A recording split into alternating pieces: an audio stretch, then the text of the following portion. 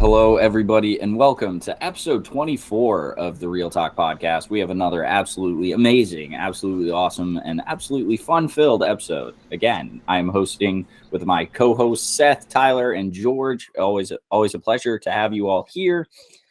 First off, just want to say thank you to all the patrons in our Patreon. It's a big help. We really appreciate all the support. It's absolutely insane. And if you want to join, that is awesome. We will never ask you guys to join, or I guess we will ask you to join. We'll never ask you just straight up for money, but we appreciate any of the support that we do get. Also, make sure to follow us on like TikTok, Instagram, YouTube. Tell a friend about the YouTube, maybe. Like we've said time and time again, there is no algorithm for YouTube. So please tell a friend and maybe they can just give us a subscribe and leave a like. That's always helpful. I think I covered all the social medias, so we'll just get right into it with today. We've got a big episode. We have the Ant-Man and the Wasp review. We are all Quantumaniacs, so I know we're going to be really excited to talk about it. We're going to talk a little bit about what we're watching. We got some trailer time, and I may have made a jingle for it. We'll see. We have a little bit of news that's kind of, the news this week's kind of weak, but it's all right. And then we are ending it out with an MCU draft. So please stick around. We've got a great episode. And before we get into it, I do want to mention that we did have two other episodes drop on Thursday and Friday this week. We did a coming of age draft, and we also did a review of the Dead Zone. Those are out on YouTube now. Every week we will have two new episodes drop, or two new Real Quicks drop on Thursday and Friday. So make sure to check those out. Give us a like. Do what you can for that. That is fantastic, and we appreciate all the support. So we'll get right into it. Obviously, George is not in his normal location. George, please tell us why you're down in Florida right now. It's green screening. Perfect. This is a massive green screen behind me. It's the same one they used in Ant-Man and the Wasp: Quantumania, which is why it looks so real and beautiful. No, I'm in Florida. Victoria's aunt has a little condo down here, so we try to make time once a year to get down and just spend a long weekend or close to a week of just hanging out, taking off from work, literally just relaxing, sleeping, playing tennis and shit like that. So that is why I'm outside. Everyone is still inside sleeping, and I figured it's nice enough to be outside and so might as well. Not too windy. Yeah, might as well hang. It's 8:19 in the morning. Popped open the White Claw. I'm going to play tennis right after this podcast, so that should be fun.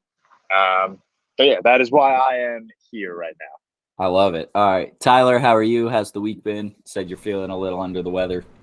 Yeah, not feeling the best today. It's my flu game. It's 6:19 a.m. over here, but yeah, gonna grind through this thing. It's been an all right week. Riley is in Dallas visiting some family, so I got the house to myself, which normally, I feel like most people would be like, all right, you're gonna take some time, relax a bit, watch some more movies. But for me, for some reason, anytime I get free time, I'm just I'm going to pack my schedule even more. I'm going to watch even more movies. I want to do all these projects around the house, get all this stuff done while she's gone, make a ton of TikTok videos. It's I have the house myself and have free recording time. So been overpacking my schedule, been feeling a little stressed, anxious. So should try and take it easy today. But of course, got a lot of real talk stuff. But hopefully once we get all that done, I'm going to just kind of have a chill day. But I can almost guarantee you that's not going to happen. I'm probably just going to end up, overloading myself once again, but it's been all right. And yeah, been an all right week though. Tyler, when you bulk record TikTok videos, how many do you record usually? It depends. I've done as much as 12 at a time, but usually just 3.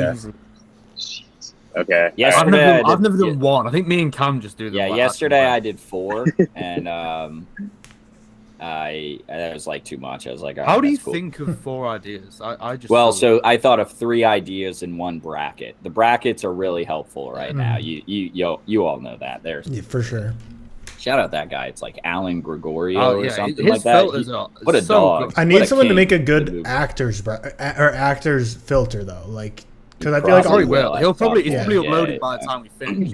Honestly, this dude's awesome, and he always comments on my videos, so he's the kind of guy. I don't know if I should follow him though. I'm in this lingo of do I follow him? I don't know. All right, Seth, what have you been up to? Not much this week, to be fair. Been pretty overwhelmed the last few days. Really, really busy. I think just anxiety and just kicking and stuff like that, which is always not nice. But pretty normal week. UFC last night.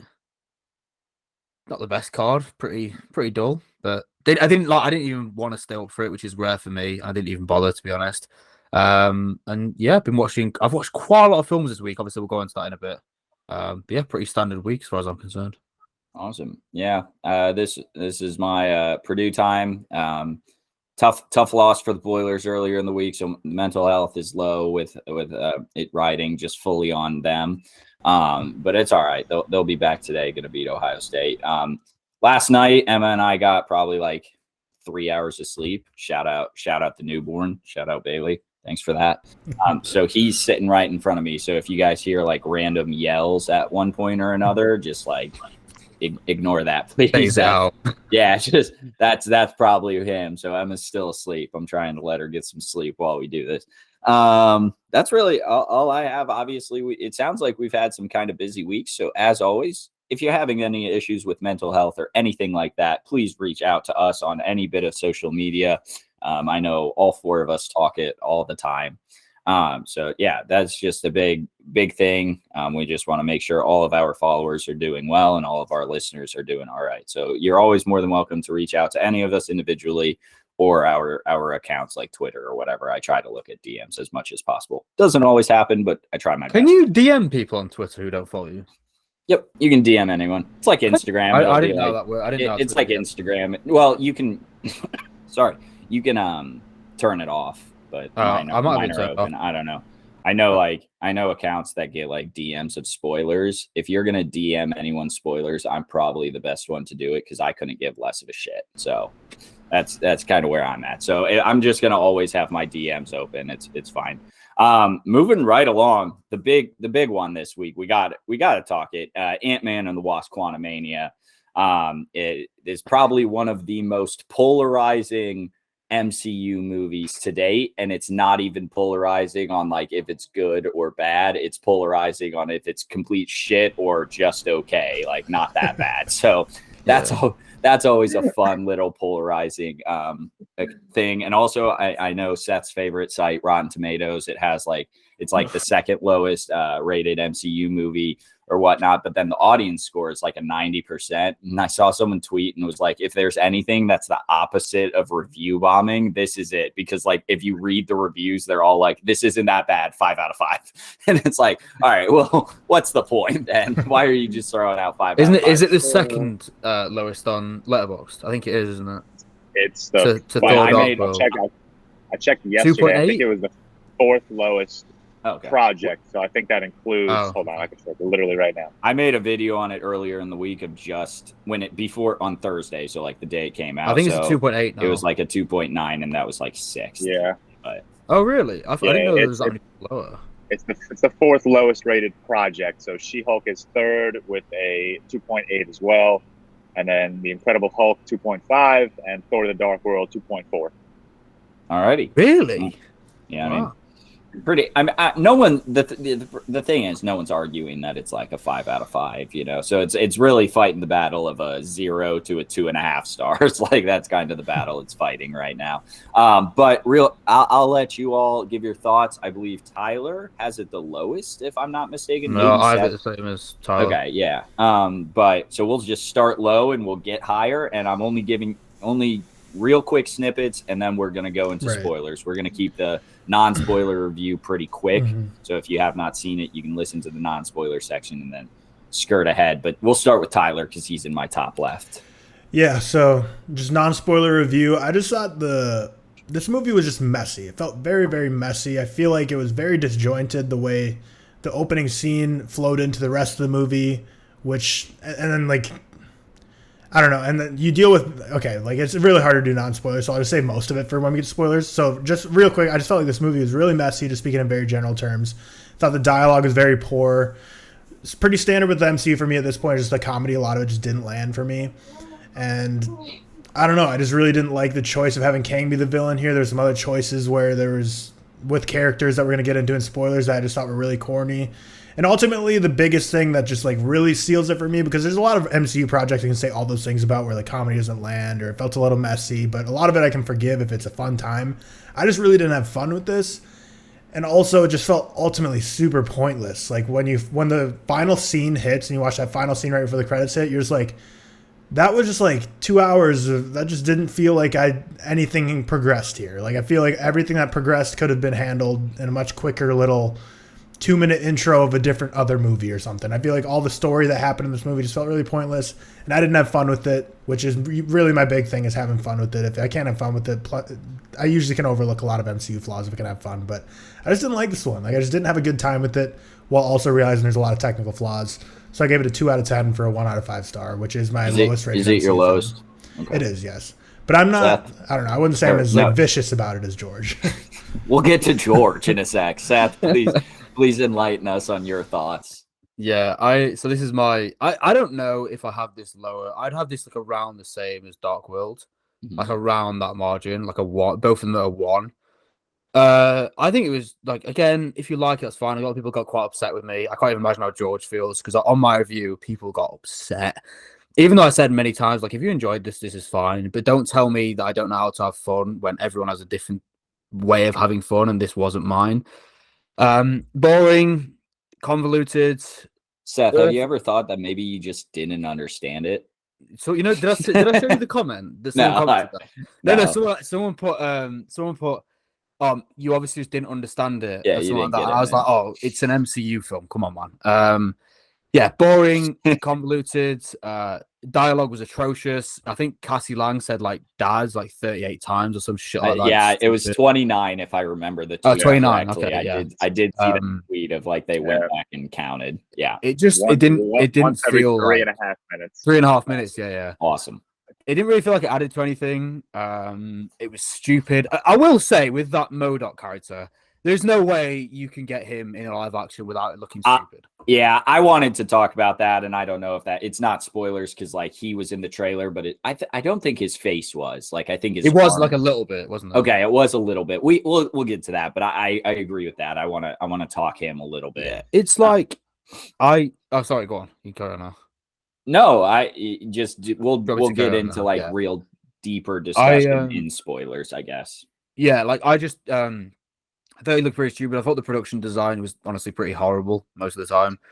I don't think the CGI was like crazy bad. Like, I've seen worse, but it definitely wasn't of a 200 million budget. I think that's just obvious. I think it seems with MCU now that we've kind of just the MCU films from like the late 2000s, like Iron Man era and stuff, they had better. Some of them had better CGI than they have now and better VFX, which is just like crazy to think about considering how far it's come. I love Paul Rudd. Couldn't give a shit about him in this movie. Michael Douglas looked like he didn't want to be there. She was annoying. The mom, Michelle Pfeiffer. Yeah, it was like a weird. I've seen comparisons. Shocked you didn't know Michelle Pfeiffer. You're like, I know, I can't remember her name. Yeah. I thought I've seen George, like, I know people compare it to like Spy Kids, Star Wars. I get it. It was like a boring version of Star Wars, and I'm not even that big of Star Wars anyway. And yeah, I don't. The only positive I can give from this is actually I did think Jonathan Majors. I'm quite fond of Jonathan Majors. I like him. He has like a presence, even in a film that was as shit as that, in my opinion. He still made some of the scenes like quite intriguing. Yeah, and I think if he was in like obviously he's gonna be, but you know, like an Avengers style film, whatever. He was like the one. We're going to spoil it in a second, but he could really have an impact. I agree. They just didn't utilize him very well. I feel even his dialogue was pretty shit, to be honest. And yeah, I just didn't like it. 1 out of 5 for me. There's very little I could say positive about it from my experience, anyway. Yeah. All right, George. George Carmi, if you do not follow this man on Twitter, you had an okay week, because I didn't count. I should have. It was almost like the Tyler after Avatar, but it was worse, to be quite honest with you, man. I'm not trying to be rude. No, Tyler, but it was worse. I think there has not been a single day where you haven't tweeted this the worst MCU project in general. In fairness, it's only been 2 days or 3 days. No, so he saw it Thursday. He tweeted it then. Friday, Saturday, and Sunday. Okay. 4 days. Has he done it today? No, I have. Okay, maybe. Maybe not. Either way, I'm certain it's coming. I'm certain it's coming. No, I did not tweet today. Okay, well, get your grievances out here before we go into spoilers a little bit, George. You don't have to. If you don't want to harp on things too much, you can't. You don't have to, but you're more than welcome. Of course, he wants to. Yeah. No, I mean, I don't have grievances. I love this movie. I think it was exceptional in all categories. No, this shit sucked.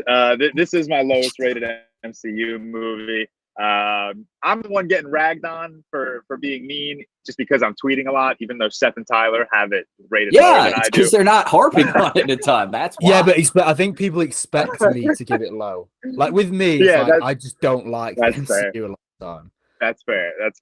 No, I'm literally just echoing everything Seth said. I think across the board, it was just terrible for a movie with a $200 million budget. I don't know how they get away with CGI this terrible. That one scene where they're in the desert and like Michelle Pfeiffer like fake fights that guy.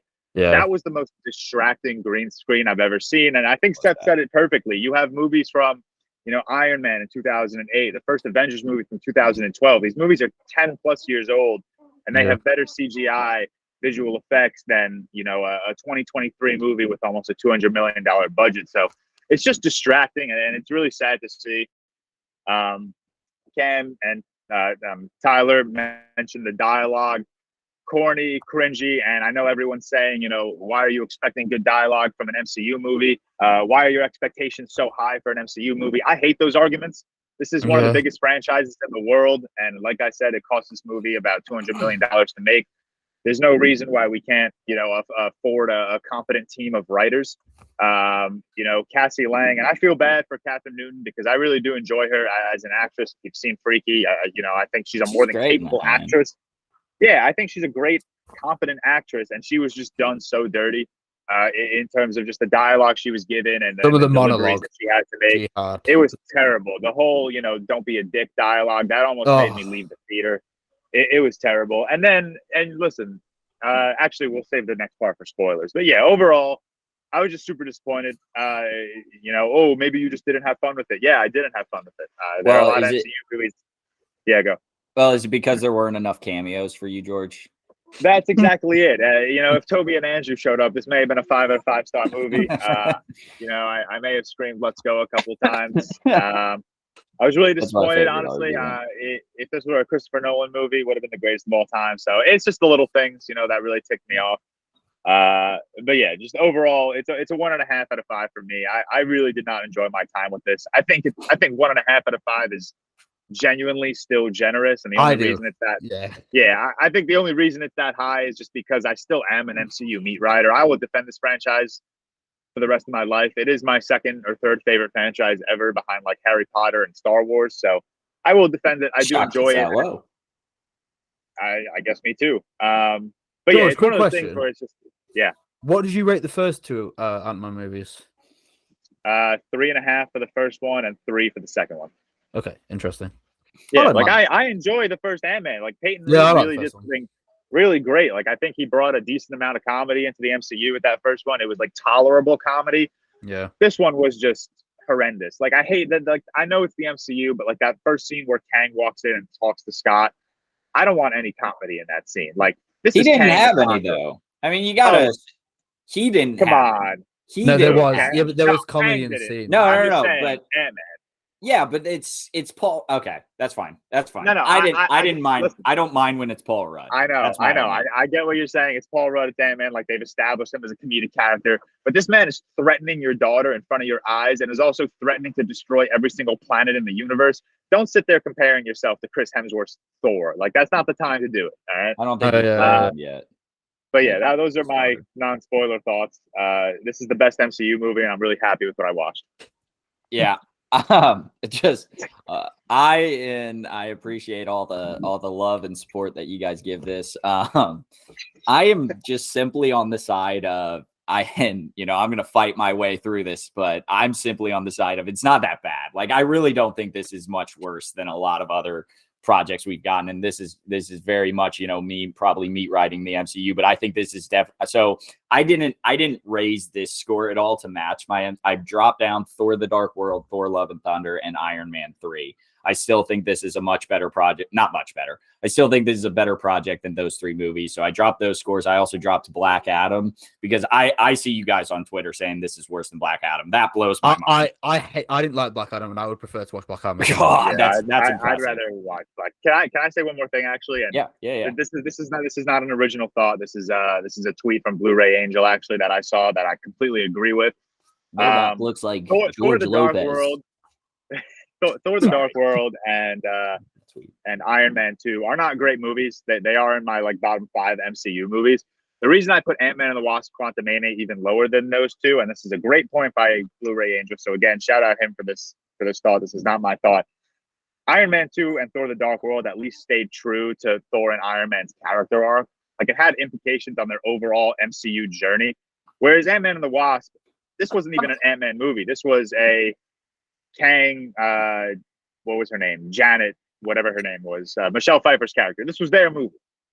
So it just felt like, how are we forgetting Michelle Pfeiffer? I feel like it's a fairly big name. Because she was in a bad movie. I try to forget actors in bad movies. Right. But yeah, this just wasn't a true Ant-Man movie, and I think that's a little bit what bothered me, where it just felt like they just needed an excuse to introduce Kang, or like this variant of Kang, and they were like, "Oh, let's just do it in the Ant-Man movie." It's it's a weird movie to choose to introduce this massive character in. Yeah, I think it's a fine movie to do it in, because they have like that quantum realm technology, and like him being burrowed down there in exile made sense.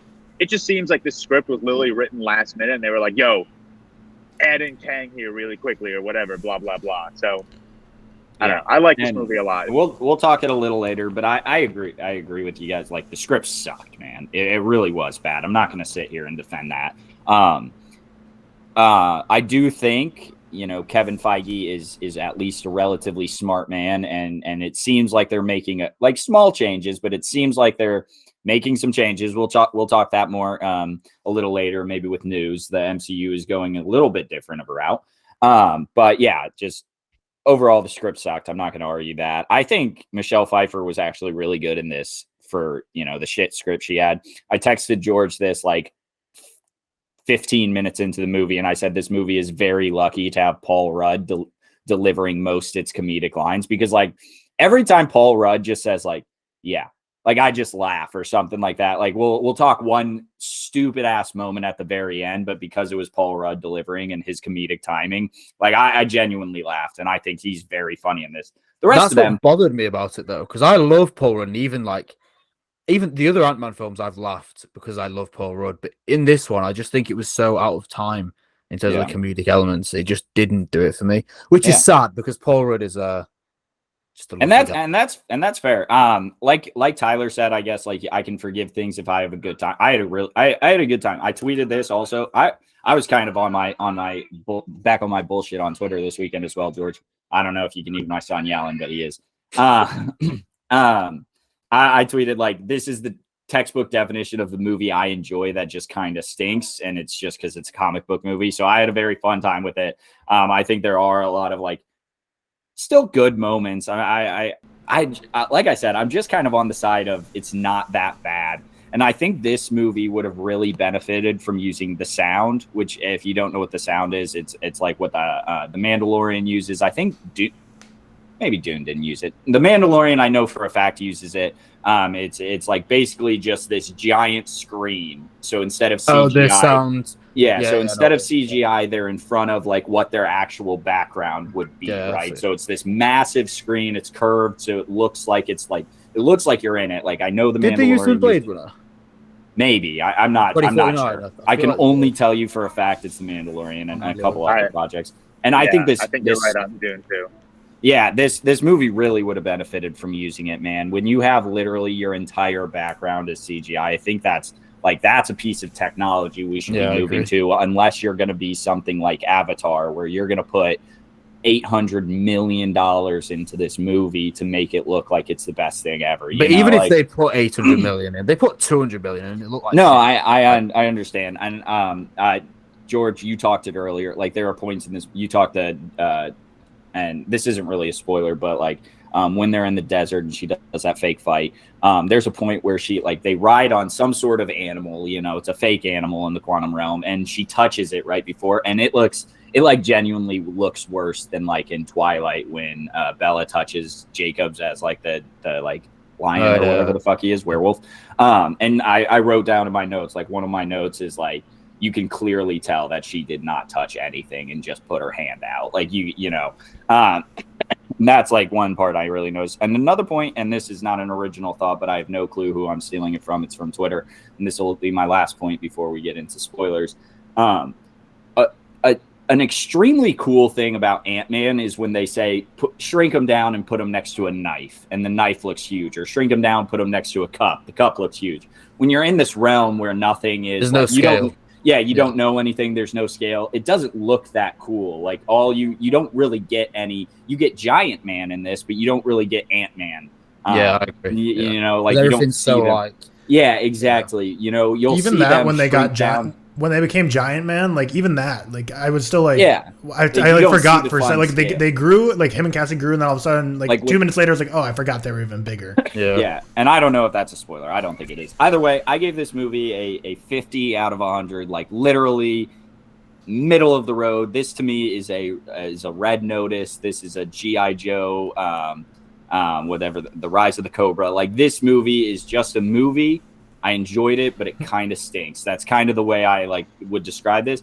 And like my friend's like a casual MCU fan. Like he hasn't seen like basically Thor: Love and Thunder on. He's kind of like, you know, he's seen everything up to that. He loved up to Endgame, you know, watched Spider-Man No Way Home, hasn't seen Thor: Love and Thunder, hasn't seen like Black Panther. And he's like, should I even go see this? And I was like, yeah, if you want to get into the MCU and you want to see the important movies, this is an important movie. And sorry, I have one more point. So that's kind of where I'm at. Like, I would recommend it to someone if they wanted to see MCU's important movies. And sorry, I'm trying to kind of rush because my son is freaking the fuck out.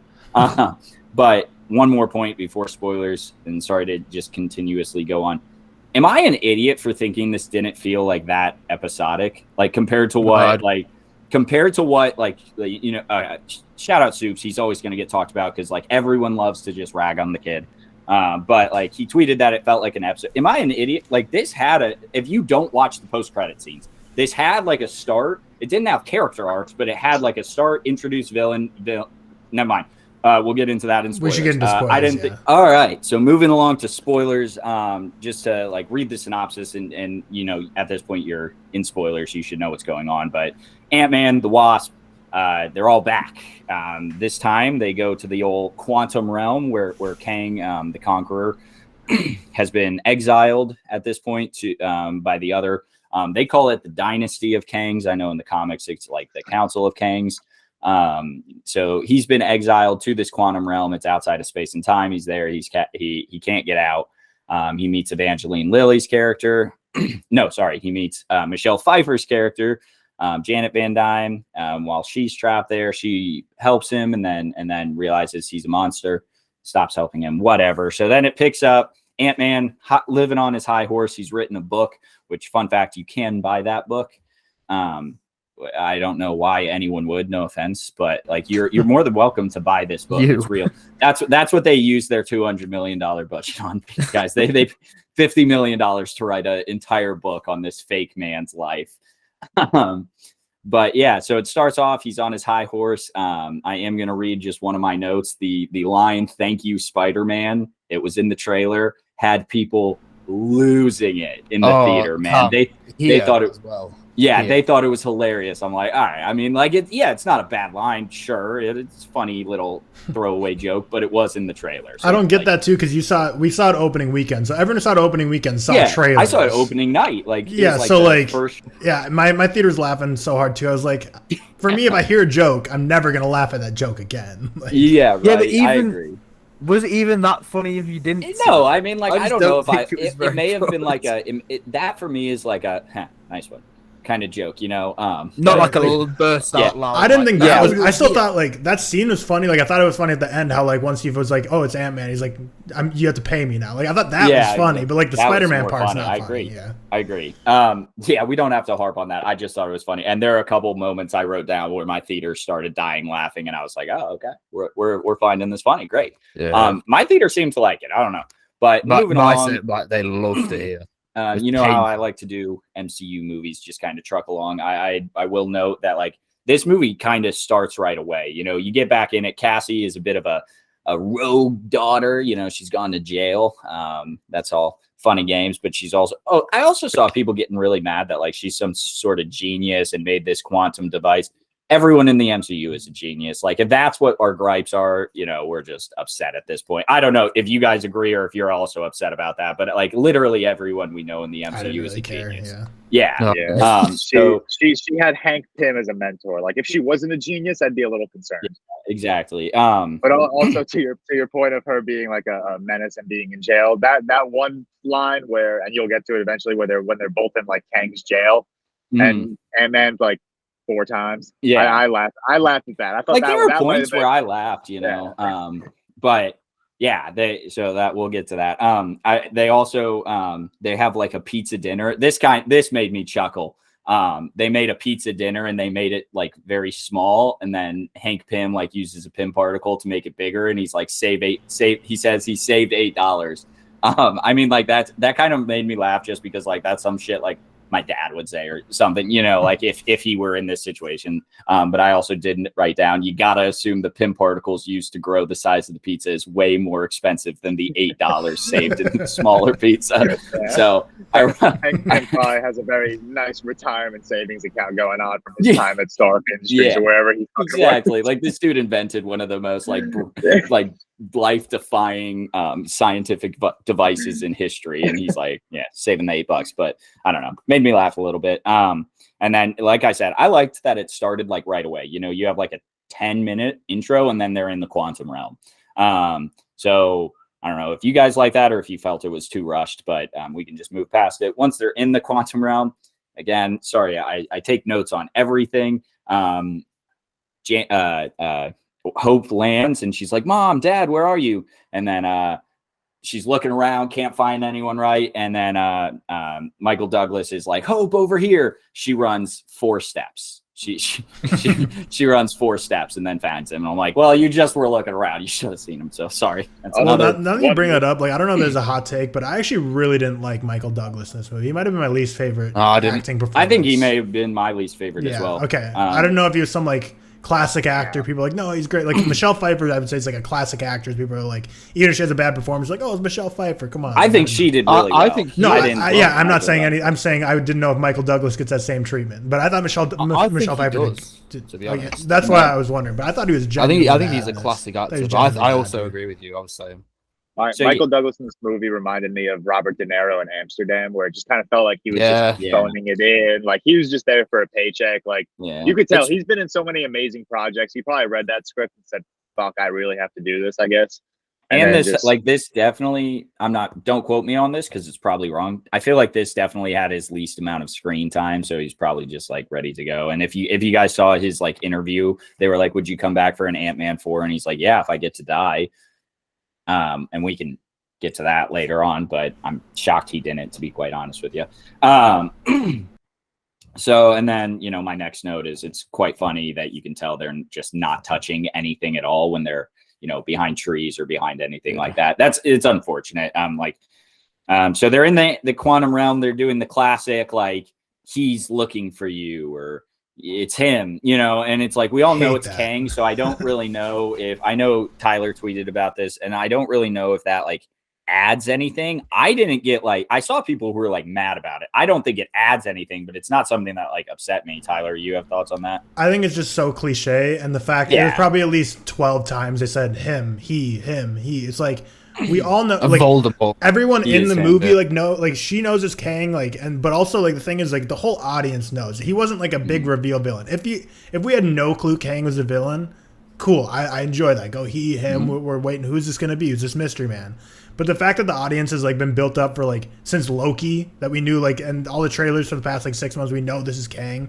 The fact that it was like 12 times where they're like, it's him, he, him, like, it's like, I don't know. I just don't like that. It just feels very like, it's not great to me. It's not great. They do refer to him at one point as the Conqueror, and I would have liked if they almost like always like that was what he was known as in this. That would have been a nice like Kang the Conqueror thing. Like, they know him as the Conqueror. They only refer to him once as that, and I liked it at that point. But yeah, it wasn't great. They get split up, whatever. It's Cassie and Scott, and then the Van Dynes are in a group, so they kind of split it up family wise. They're looking for each other. Bill Murray comes in for like 3.5 minutes, Very Most wasted. Don't phoned get in me wrong. performance I've ever seen in my life. Yeah, that was so- bad. That So was I wrote bad. down the score that he entered in was quite good. I liked the score that he like walked out to. It's like, again, it's like a 3-minute score or whatever, but it's fine. Also, and then like 10 people just started dying laughing when he showed up. Like nothing, no lines were said, like just him like being on screen, like they started dying, and I'm like, what are we doing right now, people? Like, it's Bill Murray. It's He Bill hasn't Murray, said yeah. anything. Yeah, Bill Murray is like he's a throwaway character. I think you know, we're probably disappointed he had nothing to do, but I again, it's not something that like I think this movie's the worst thing ever for. I think it's just Right, like, okay, but- this is, yeah. I think the whole plot line there was just so dumb and like forced and weird. Oh, like and the whole it like was thing just- about it was like him forced, like having like cheating on sexual her. relations with her while she was in there, and like Yeah, just yeah. to like Pim's face is being like, yeah, like we got down in the sheets, like so many sexual innuendos. Like it was just such a forced performance. Plus, like the whole plot line was like so unnecessary and so stupid. Like that was just basically like, yeah, we got down in the quantum realm for the past 30 years. I was like, this is just and weird. I think like Bill Murray is also on the same like level as Harrison Ford, of where they don't want to be in like movies anymore. Like, so why are they? You know, because he just came Right. in, like you said, phoned it in for 5 minutes and then left. He does, and this had me dying laughing. He does drop, and they drop it a couple times actually. MODOK, the Foley, he drops. He's a mechanized object designed only for killing, and I started hollering because it was one of those where it was like, it's supposed to be menacing, but it was just sucks. Yeah. My cinema, the first, like when he's opens his fucking whatever it's called, the shell, everyone was just laughing. Yeah. That was the only and point. we in can this talk film that I was now. We can crying. talk that now. It's up to you. But like Bill Murray is like, they sent the assassin, and they were like, what's the assassin? And he's like, he's a machine only designed or only for killing or whatever. And it's like, God, that line sucked ass. And I wonder if they had to say it. What? That's such a like acronym that was written in the 1800s. Why bring it up now? There's you know, no like there's no need to not just let his name be MODOK. Like Be that's as MODOK, if that's yeah. something someone named him. Like MODOK would be, you know, you could at least get away with hey, that's kind of menacing, but no, the acronym sucks. I think that acronym would have been like really intimidating if we didn't know what he looked like. Because mechanized organism designed only for killing. Maybe you're picturing like, I don't know, some cool Star Wars-esque character. You're not picturing like this just head floating around that just looks like a doofus. Yeah. So I we think can when you get just to like, we'll just talk MODOK now. I get kind of like I'm like not upset about it by any means, but like I don't like the argument that like MODOK looked like shit. And maybe you guys like that argument, but I don't know what else he would have looked like. I wish they kept the helmet on him. I like the like. Why didn't I they? know. Surely they look at that. It was for comedic. It was for comedic purposes, and I know it was. And I don't like. I think MODOK's character sucked, and like the comedy sucked. But like, I don't like the argument that he didn't look good, because like I honestly think he looked about the best he could without making him look super animated. Would you have had him in the first place? Because like you said, I mean, I said it at the start. Putting a live action MODOK in it's never gonna. I actually agree with you. I don't think there's anything really they can do to make that look good. Just why put him in the film in the first place? I think he's just a big. Like they had a Hulu show about MODOK. He was the main villain of the Avengers game. I think he's kind of hot right now, like a big comic villain that's a little like more underrated. So you don't have to make him the big bad of a game. It's good for marketing. It's all over. Twitter. Yeah, I think again it's good for marketing, things like that. So I don't know if I think they just went for it, like trying to get a big name. How many? Yeah, I don't read the comics, obviously. So like you got to assume they're kind of running out of some big name comic villains. So like a villain who was just in a game, who was just had its own TV show. Was he in the video game, the event? Yeah, he was the big bad of the video game. And then like Patton Oswalt voices him, and like I believe it's like a Family Guy style like TV show. I heard it kind of sucks though. For just him on Hulu. I think he's just like one of those names that are like we can add him and have kind of a big name, maybe generate a little bit more hype. But yeah, I don't like the argument that he looked bad, because I honestly think he looked about as good. Like, and also I'm so tired of the the George Lopez comparison, because one person thought of that and it was funny, and then everyone else tweeted it or posted it. And I don't know. I think, no offense, George. I think you may have posted it. It's fine. Shout out I Ricardo. didn't post it. No, okay, you didn't. Ricardo posted did. it. I know. And it's like, God, and I love you, Ricardo. And if you're listening, I'm sorry. It's not about you. It's just about people in general. I don't like when people think they're funnier than they are. And I like, they're like tweeting this and they're like, fuck yeah, this is going to get an interaction or two.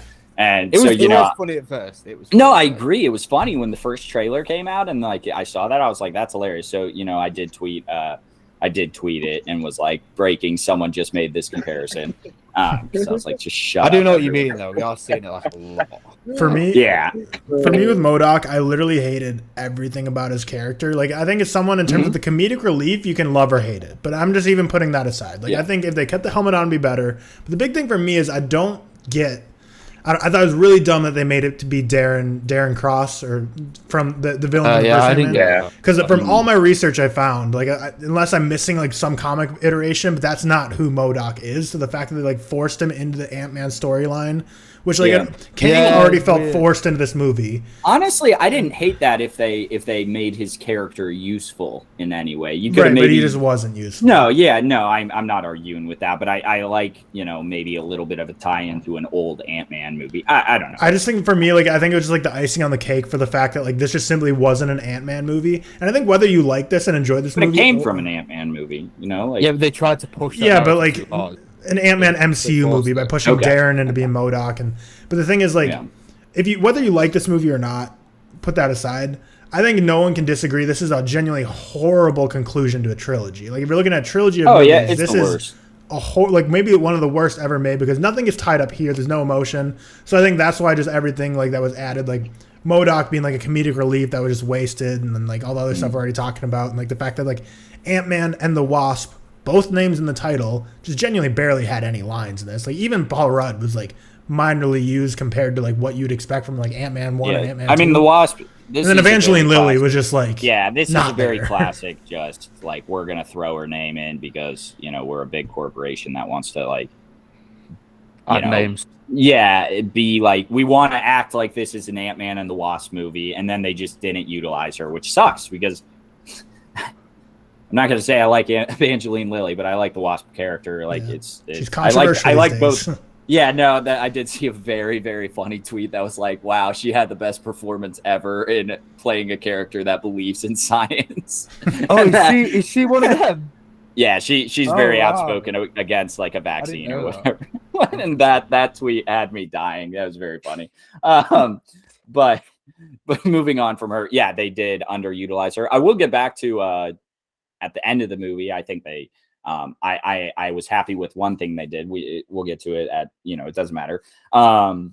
Moving on, where were we? We were with Bill Murray, MODOK. and then William Jackson Harper, maybe is his name. He's another character. I like him a lot from The Good Place, if you've ever seen that. Who was he? Which character is this? He's the mind reader.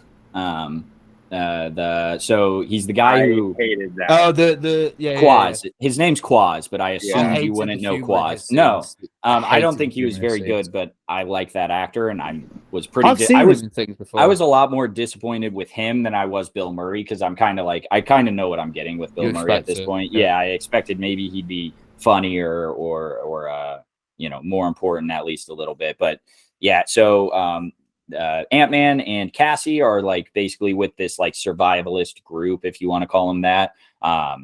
And then their camp gets like attacked by MODOK, and that's where we get the introduction to MODOK. And then Cassie has a suit, whatever. So, they're all the Ant family, whatever. While they're getting attacked, there's what you're going to say. Wait, what? I don't know if you do. No, go on, say it. I feel like I know what you're going to say. Okay. While they're getting attacked, there's a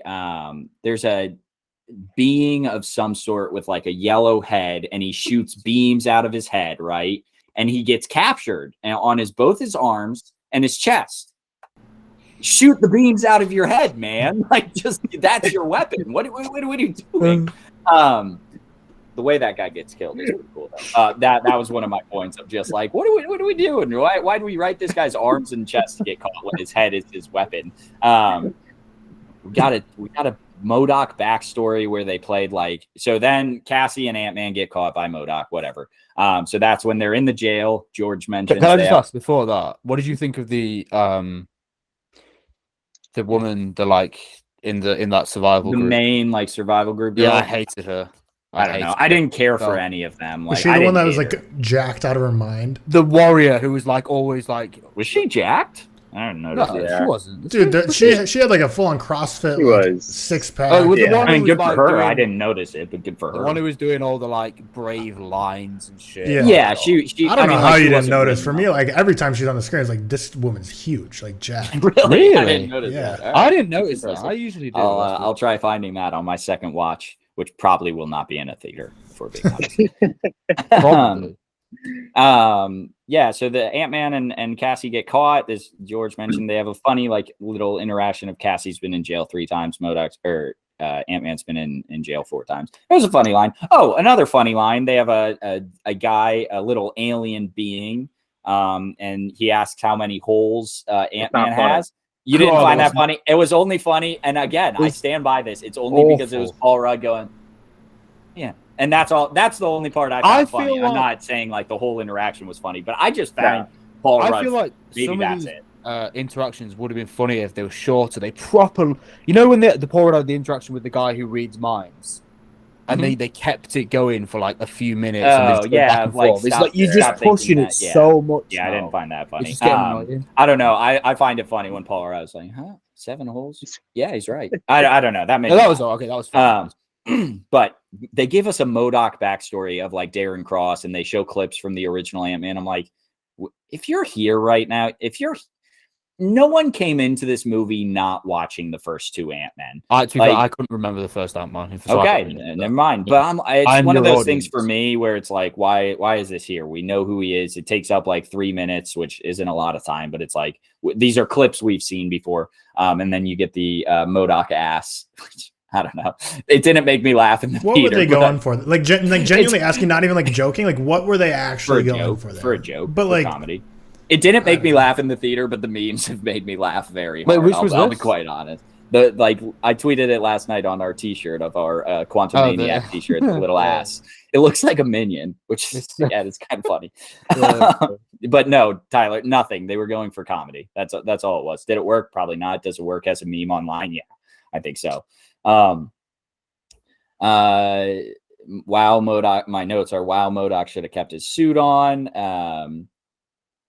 And then they have the introduction to Jonathan Majors, who I think is great in this. Like I said this in my review. I don't know if it's my MCU bias or my Jonathan Majors bias, because you guys know how much I love him.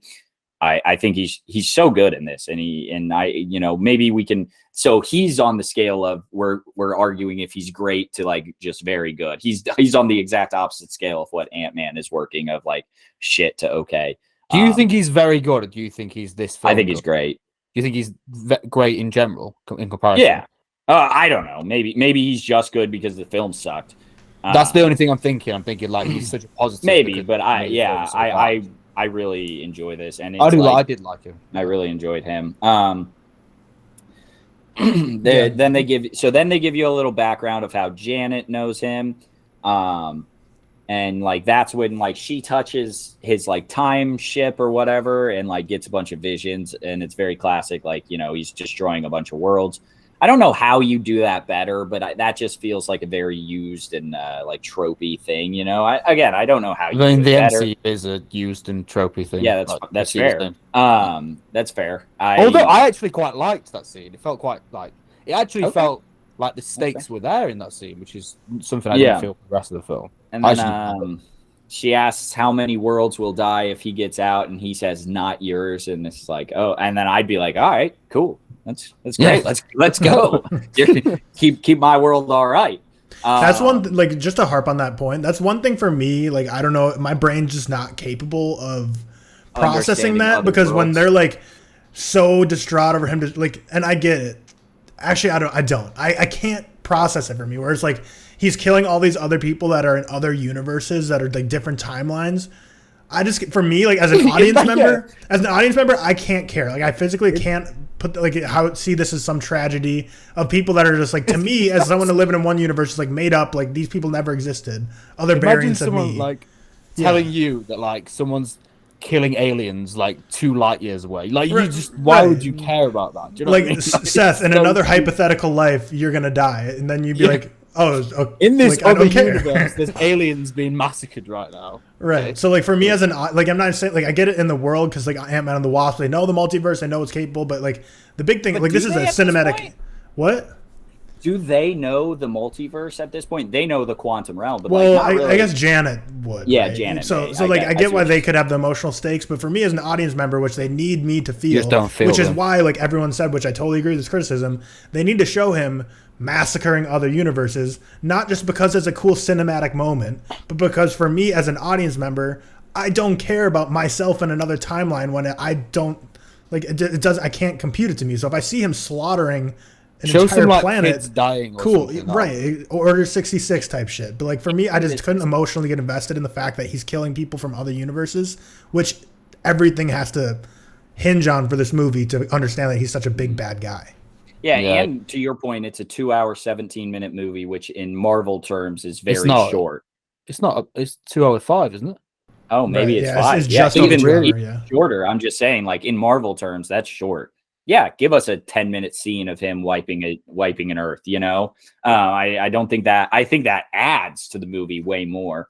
Get rid of some other scenes and put that in. Even that, yeah. And then Janet uses her like grow discs, whatever, to break his like time travel device, and it looked real bad. I wrote that down, man. It looked horrible. Like it was the very classic slow-mo throwing it down, and it's like, oh god, this sucks. I hate slow-mo too. So I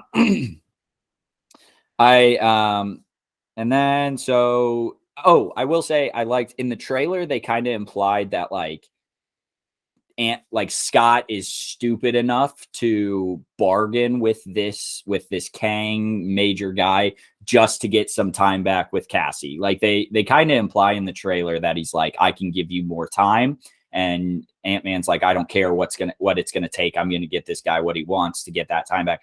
And I like in the movie that it's actually like he just threatens Cassie, and he is very menacing, and like he's holding her against the wall, whatever. And that's kind of like, and so like he's threatening her, and that's why Ant-Man agrees to go down and help out. So I like that.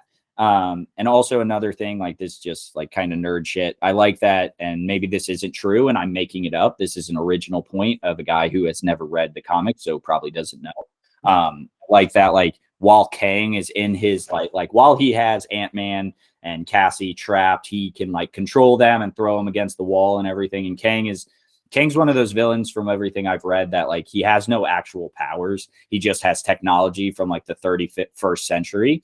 So like you got to assume in this room, he has all his technology and he knows how to build this technology. And then when he's out, like he has his gauntlets, but he can't just like force choke someone like he could in his lair. So I like that little detail. Again, that could be not intended and could be complete bullshit, but I enjoyed it.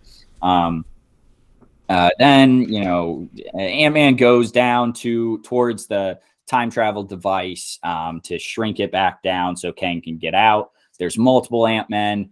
You know, they bring in a Baskin Robbins at Paul Rudd, and I really thought it was very funny the first time he showed up, but he shows up 4 or 5 other times. Exactly what Seth was saying, yeah. Like overusing it. Exactly. It was very funny. You know, he's like, yeah, I'm Paul Rudd. I'm just being a funny guy. And then, yeah, again, like I said, they do that 4 or 5. 4 or 5 more times. My cinema was dying at that bit. When I believe it, man. I will say I liked, you know, they kind of have like all the Ant-Men like forming like an ant hive, you know, like a tower. Yeah, like a tower. And I kind of liked that it was a little bit of a nod to like him being an ant, and like, you know, I like that. It's a small thing. It's not, I actually didn't mind that scene. It was fine. Yeah, and you know, and then Evangeline Lilly goes in. Hope helps them out. They shrink it down, obviously. And then you know, Kang goes back on his promise, and you know, obviously like turns on Ant-Man. He's a shit guy. Like you got to expect that. That doesn't bother me too much, but it was a very classic. He has his device to get out, is ready to go. And then he he gloats. He brings Janet in, like captures her and just gloats. And it's just very like, hey, we're an hour 20 in. We need 40 more minutes of action. So just because he has his device, he's not going to go yet. And that kind of pissed me off. But again, I'm not arguing that any of this is good. More so just not as bad as the rest of it. Yeah, so then the last battle, Kang has his device. He's getting ready to go. They have the final battle, which is a CGI fuckfest. Also, I should note, did we get a scene that Cassie escaped Kang or MODOK or anyone? The prison that down, I think that warrior girl got like her. Warrior girl escaped. She saved warrior her. girl. She saved warrior girl. Yeah. But like the last we see her, Scott is going down. That's a good point, Cameron. Yeah. It kind of pissed me off a little bit. The last we see Cassie, Scott's going down to get this device, and then next up we see Cassie, and she is saving the warrior girl. Yeah, George, you got anything? I'm like genuinely trying to think of like that's so bad if they have because Ant-Man and Wasp, when they return to like that area where Kang and Janet meet. Yes. And then the next we see Cassie is when she's like beating the shit out of the pad to open up to the warrior girl. Yep. Wait a second. Because MODOK goes and fights Janet or Michael Douglas. Hank Pym. Fights them, those three. And so like they just kind of leave her, I guess, That's wild. So rewatch it. Someone tell me, like, they definitely we might be missing something here. I don't think we very well could be, but I don't think I'm pretty I think there was a scene where she was walking down the hallway with like the guards or whatever you want to call them, and she like shrinks down and like she works on like George is right. No. That's how. Okay, maybe I'm wrong, but that's how she gets the girl out, the warrior girl out. Yeah, but she was led out by the guards, and then she shrinks herself down, and then just I don't know. I mean, listen, I'm never rewatching this movie, so I'll never find out. I'll rewatch it plenty. I think this has rewatch value, but we'll get that later. I think it does. And whatever. Again, I think it probably does because it's MCU. So, like Thor: Love and Thunder, I probably won't go back to anytime. Seen it twice or three times, and that's plenty. But this, I think I'll go back to at one point. When Kang is giving his speech to Michelle Pfeiffer, he says, like, when you see time like me, you get to close your eyes. Or you don't get to close your eyes. So I thought at that point, I'm like, has Jonathan Majors blinked once during this movie? So then I'm staring at his eyes. Yeah, he blinks a bunch. So don't worry. That is not an Easter egg that Jonathan Majors does like the Wednesday Addams thing and doesn't blink the entire time. He does. So he can close his eyes. What did you guys think of the Cassie monologue hologram thing? She's like trying to like. That was who just awful. Did a monologue hologram really well? Andor. And it's the same fucking company. Yeah. It's all you, Disney. And Andor did a great job. Was it like that sort of spectacle size? Yeah, it was like, well, no, it was like a post-death. Someone left a monologue and it gets blasted to that. Yeah. It was good. Can we talk about Cassie real quick? What do we think about Catherine Newton? Did she do bad? Did she have a bad script or is it both? No. Bad script. I said she was good. Bad script. Yeah, I have no. Script. Sorry, George. I have no issues with her as an actress. Was she in Death Day thing, George? No, she's freaky. No, she's freaky. The Vaughn movie. I have no issues with her actress at all. I think I hated every moment of her character, and not because of her, because of the script was atrocious. That's the only reason. I just thought it was weird that they recast Cassie. So, like, the fact that they recast Cassie for Catherine Newton but still gave her such a bad script. So, it's like they wanted a more established actor, but then they just kind of wasted. I don't know. It was just weird because Cassie's character sucks. Like, fucking sucks. Like, one of the worst I've seen in the MCU. Yeah. Like, zero emotion. I think Catherine Newton did really well. Right, yeah. Really I'm saying, I was speaking in terms of Cassie, not Catherine Newton. Yeah. I'm not arguing with that. Oh, she was in Lady Bird. Was she? Catherine Newton, was she? Yeah. Oh my God, yeah, she was. Oh, yeah, I looked her filmography up earlier and didn't even see that. She's also in Detective Pikachu. Darlene, I gotta assume. Yeah. The sister. Yeah, I remember. Did you hear the girl that played Cassie in Endgame found out that she was recast at like a Marvel panel? That's tough. Such a. But Who also, was I saw a tweet that said the scene in Endgame between Cassie and Ant-Man is better than every single scene in Ant-Man and the Wasp: Quantumania, and I kind of agree with that. There's emotion. There was no emotion in Ant-Man and the Wasp: Quantumania. Yeah, zero emotion. I think I'm on the side of I think the comedy worked in this movie, honestly, or at least Paul Rudd's comedy, and the emotion just stunk. The scene where they like run at each other and hug each other at the end, that was awful. When they were big. Slow-mo again, I didn't even notice they were big for a second until they started saying, "Oh my God, you're huge!" Because you can't get the no, scale. You're not. Yeah, there's no scale. You need the scale for Ant-Man to work. Like, and like I tweeted about like 2 months ago, and Cam commented on it, and I said, at this point, if Ant-Man doesn't die, I'm going to be very disappointed. And Cam said, I'm going to be disappointed if he does die at this point because they've teased it so much. And that just kind of ties into everything we've been saying. Is just there was no emotion here. Just felt like no stakes. Like Kang was unlocked. I feel like that could have just been. I feel like Kang could have just been unlocked in episode 1 of Loki season 2 or something. You didn't need the whole Ant-Man movie taken over by it. Yeah, and we'll get into deaths, but we'll move. We're at the final battle. The final battle stinks outside of Ant-Man versus Kang. It's just CGI people running at each other, and I even thought Ant-Man versus this Kang guy. Really? Like you said, has technology from like the 31st century. He was making a mockery of Ant-Man. So are you talking? Yeah. So we're talking like they fight twice. One is more raw. He doesn't have technology, and the first one is him kind of just mowing down. Yeah. I think either way, there's no reason why Ant-Man should even remotely be touching Kang. Yeah, like that. I mean, it was the three of them. They can shrink down. I don't know.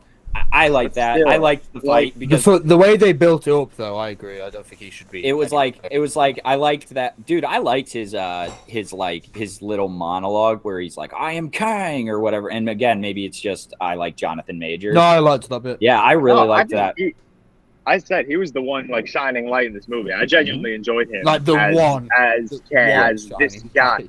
I wish this variant of Kang.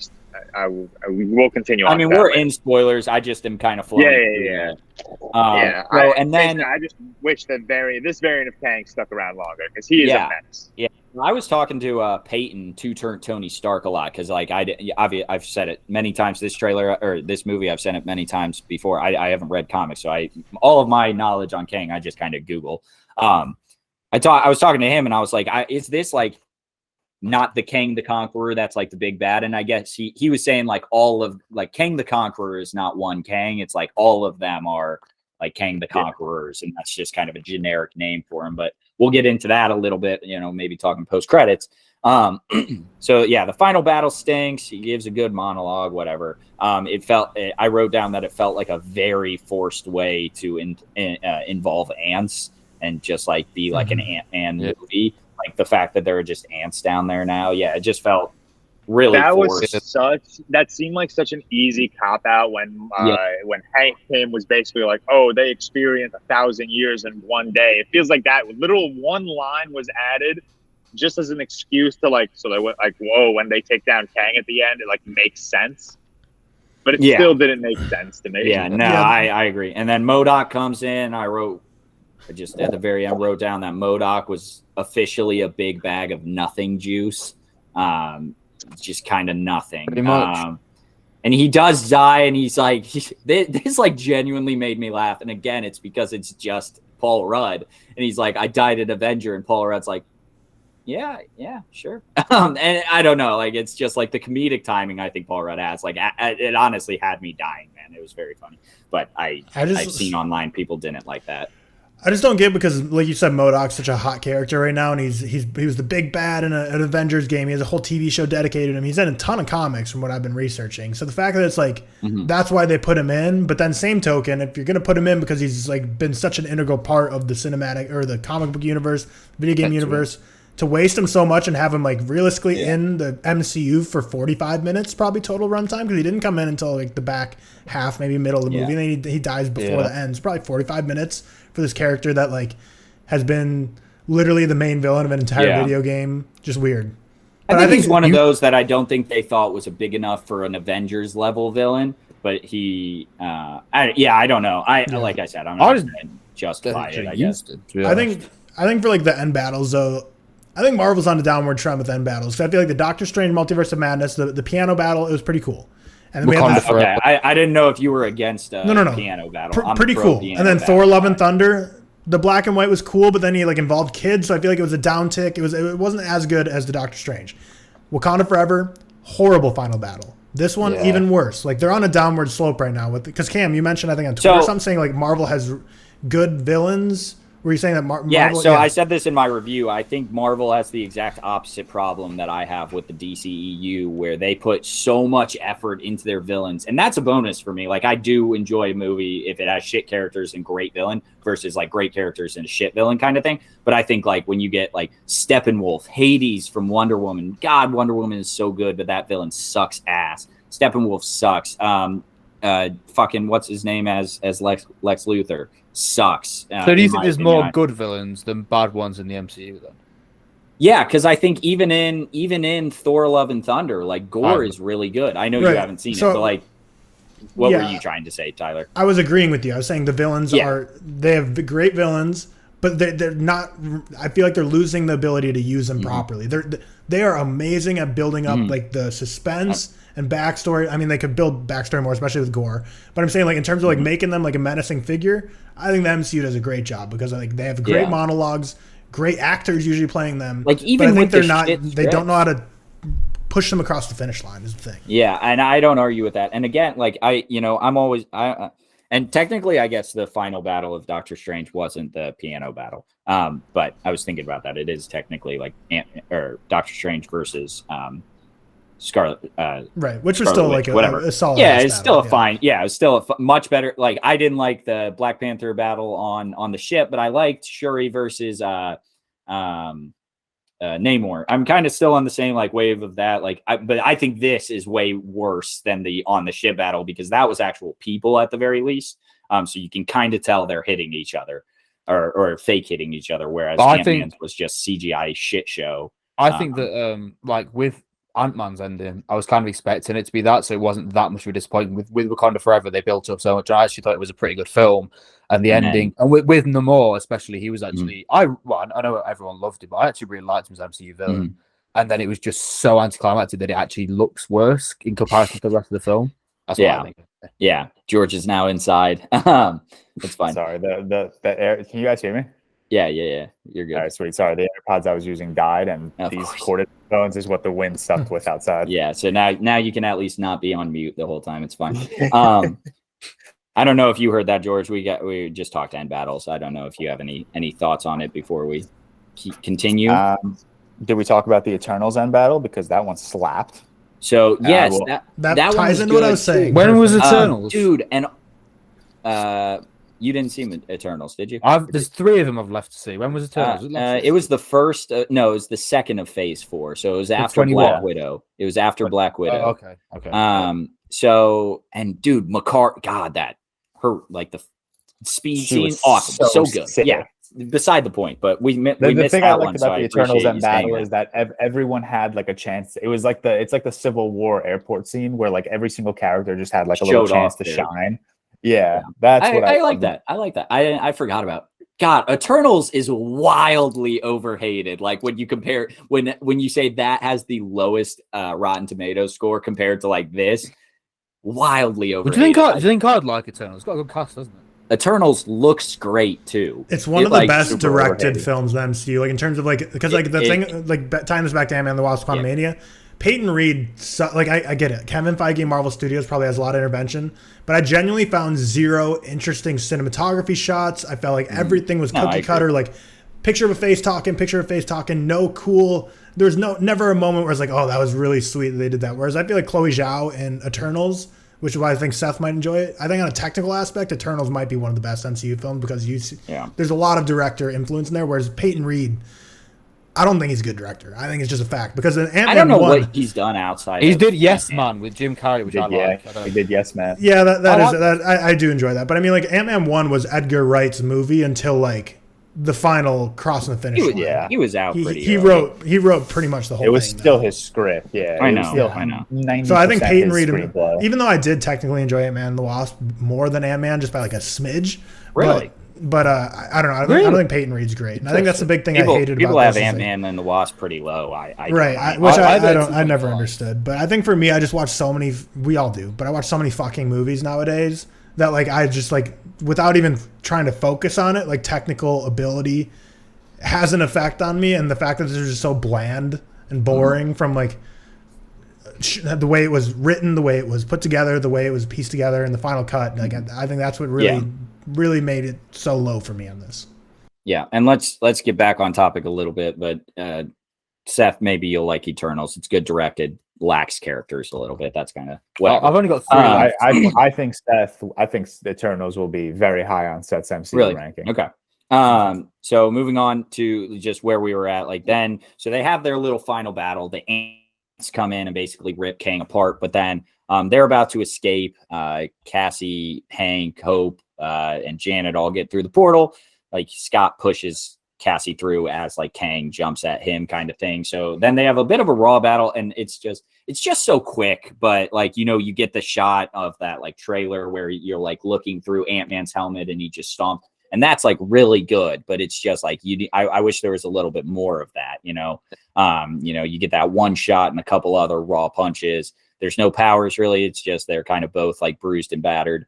And then I liked, you know, this may be a very small thing. I liked that the Wasp like was a big reason Ant-Man won that fight. She came back through the portal fight, and it's like I liked it just because like this is like an Ant-Man and the Wasp movie, and you know it feels very it felt like Halloween ends. Hollow. It felt like I said Halloween ends, where it was just like Michael Myers and Laurie Strode just took a backseat in their own movie. Mm-hmm. Which one's better, Halloween Ends or this? Halloween Ends.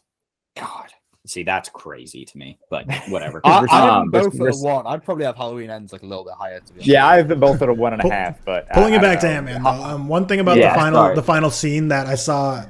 This is not like an original thing. I did notice it, but like people, I'm not going to say like, because I've seen so many people tweet pictures of this now, is there's such a clear reshoot with the Wasp in the final scenes where her hair completely changes, which is just wild for 200 million. Because like everyone's like, oh, MCU would never do what DC did with Man of Steel, like having to like get someone like CGI a mustache, and the fact like it's like that was just so weird. Like I noticed it immediately when I saw it, and then I was like, okay, so I'm not crazy. Everyone on Twitter is like, did she just totally change her hair like for like a quick scene and then change back? Yeah, that was weird. But like I was saying, you know, Halloween Ends. I just feel like it feels very hollow to have her name in the title and then just push her off to the side. It's like I understand Ant-Man's the character probably everyone's coming for, but you then don't put her name in the title. Like she felt much more a part of the last movie, like Ant-Man and the Wasp. Much more a part of the last. I feel like it was just a political decision, honestly, because I feel like people would have been up in arms like before the movie came out and be like, what? It went Ant-Man and the Wasp, and now you're just going back to Ant-Man? They already had the Ant-Man and the Wasp, and so they had to keep that in the title kind of thing. And it's one of those things where it's like, this is not an original thought. I always defend, I don't defend companies because, like, you know, if everyone always gets so mad, they're like, you know, companies only put in this person of color because they want to appear that they're NPC, like, or NPC, sorry, PC, non-playable characters, sorry. They want to appear that they're politically correct and they don't actually care. And it's like, yeah, the company probably doesn't give a shit, but like, you know, when you get an entire cast of people of color, you get an entire writing, like Black Panther is like 100% other than Martin Short. Or is that, that's his name, right? Or Martin Freeman. Martin Freeman. What did you call him? Martin Short, or we were talking Apocalypse Now last week. Martin Sheen. Sorry, God, I can't. You okay? Names. Whatever. No, I'm not.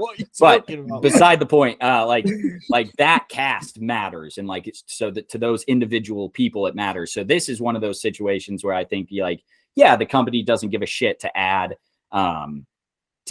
like like Disney as a whole doesn't give a shit to put Wasp's name on it. They probably only do it because they want to be PC. And I get that every company, tries to be PC, but it matters to Evangeline Lilly, and it matters to, like, you would hope it matters to Peyton Reed. And so this kind of pisses me off because it seems like it doesn't matter to Peyton Reed. So I'm like, well, now I just like, why did you even put it at that point if it doesn't matter to any of them working? It made sense for the second movie. Like the second movie, I agree. It was genuinely her movie in Ant-Man and the Wasp. But it feels like when the screenplay came out for Ant-Man and the Wasp: Quantumania, they were like, well, shit, she's not that big of a character, but there's no way we can just remove and the Wasp from this. Like that would have caused such a crazy uproar. I agree. I wish they gave her a little bit more. She had a bit. She didn't have like a crazy. No, I know. And that's why I say I like that she kind of came in at the end to save Ant-Man, like so that it like feels a little. It feels a little bit like more that it's her movie. But moving on, Kang, they end up killing this version of Kang, or trapping him in space and time, and he may be back. I don't know, but from everything I've read, this isn't the big bad of the like Kang Dynasty when we get to that. So we can move on to post credits, and also I mentioned earlier, like I don't think this movie itself felt very episodic. Like when you think about it, it introduced a villain, killed the villain by the end. So if you don't see these post credits, I'm confused where the episodic is. And to me, post credits are supposed to be like, especially in the MCU, they're teasing the next project. That's the point of them, in my opinion. This is the first time in a long while, especially like the first time since Phase 4 started, that I've like really, really loved the post credits. I don't know how you guys feel about it. Like I just like they felt like they were setting up the next thing, which is exciting and that's fun. Whereas the ones in Phase 4 kind of were maybe setting up, like Eternals is setting up the next Eternals movie or the next Black what's the sword thing? Whatever. I don't know. Whatever. I forget. No. Yeah. The post credits don't really feel. Yeah, just one thing about the post credits. The thing I like that they're doing with Kang that they didn't do with Thanos. Thanos, they just kind of sprinkled here and there before Phase 3. Like he was in a couple of post credit scenes, blah blah. I think he was in maybe 2. He was at like the end of Avengers and then at the end of Age of Ultron. He was in Guardians. And he was in Guardians for a hot minute. Yeah, but I like that Kang is like, we're building him up. Like we're literally like watching him like level up and power up until when Kang Dynasty comes out, which unfortunately is still being written by the writers of Quantumania. But I like that it's not just like sprinkles of Kang. Like we're seeing this dude level up completely up until Kang Dynasty. Does that not kind of worry you though, because your expectations might be so high from the last main villain anyway? How they're kind of because I think Jonathan Majors has done a great job. Yeah, but the actors aren't always the mainstay. It's how they write in the villain. Do you know what I mean? Like we've just seen I don't think Kang was written particularly well in this movie. I think he and Janet Van Dyne had some really nice scenes together, especially when they like were first introduced to each other. But other than that, there was nothing that he said or did that like blew me away. So whereas Thanos, his entry when he beat the shit out of like Hulk and whatever. Well, that's in his movie. It was me. I loved it. That was great. Do you know what I mean? And I think like he's got a lot to live up to. And I think how people speak about, and this kind of, if I was an MCU fan, this would annoy me. I saw a comment on George's review like, "Oh, George, you've got post Endgame whatever where you're just expecting it to be this good." I feel like this will be the new thing with like Thanos and Kang. If Kang doesn't really live up to what Thanos did, which is going to be very hard because I actually think Thanos is a great villain.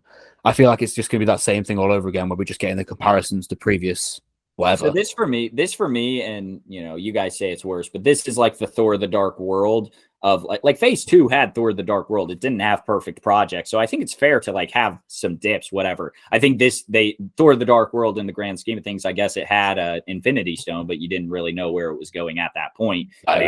They also kind of just added like the Infinity Stone in Infinity War, and we're like, yeah, that thing, it was a stone.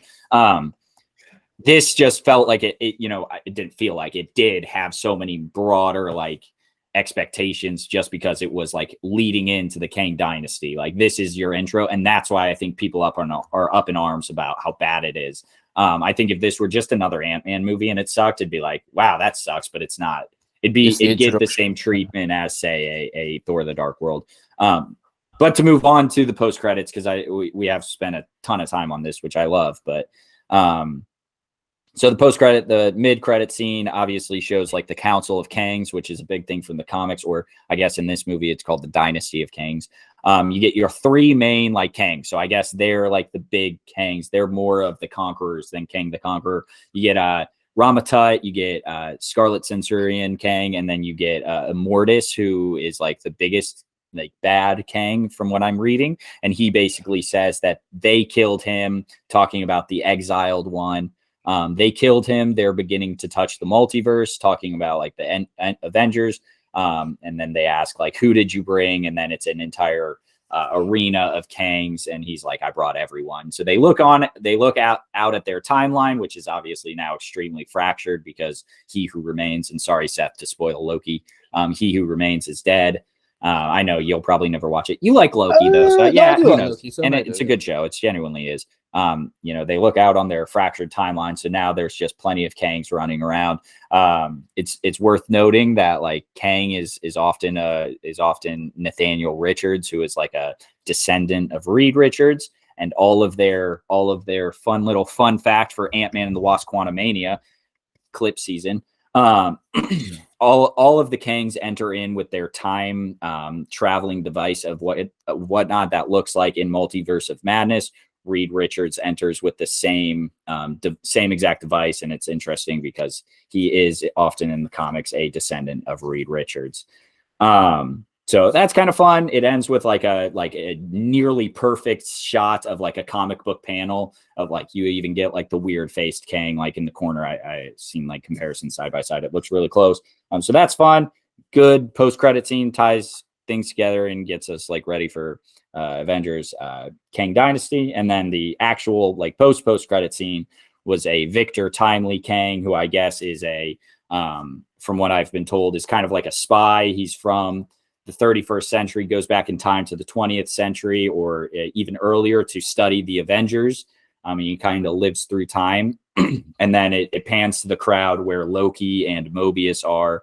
And it kind of implies this is kind of where we'll be at in Loki season 2, which again gets me excited because Loki again is a great show. It really is a very good show in my opinion. Any thoughts on the post credits? Tyler, George, Seth, even?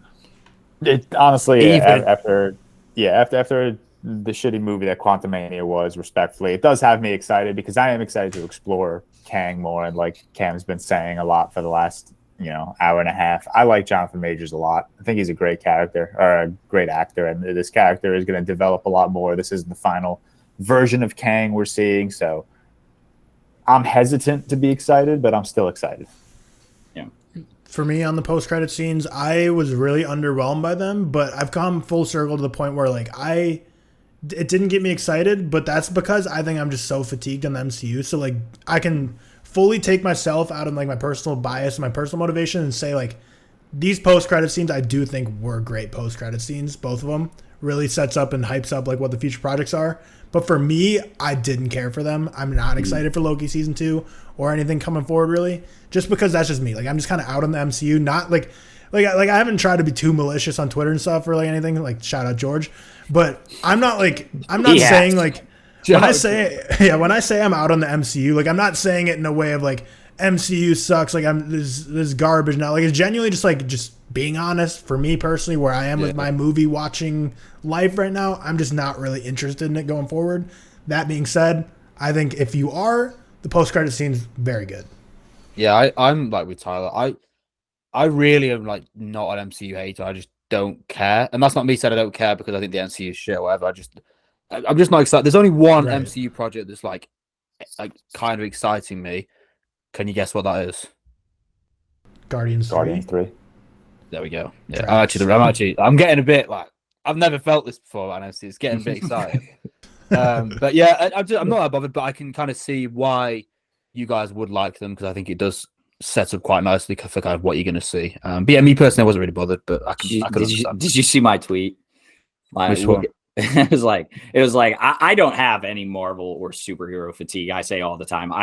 I've already watched 4 movies since Ant-Man and the Wasp: Quantumania. So like I just watch too much shit to where I don't and also I care about it, so I can understand if you don't. But I tweeted and I was like, I don't have any Marvel or like superhero fatigue, and then I tweeted the GIF of like Captain Phillips is like, look at me, I am Soups now.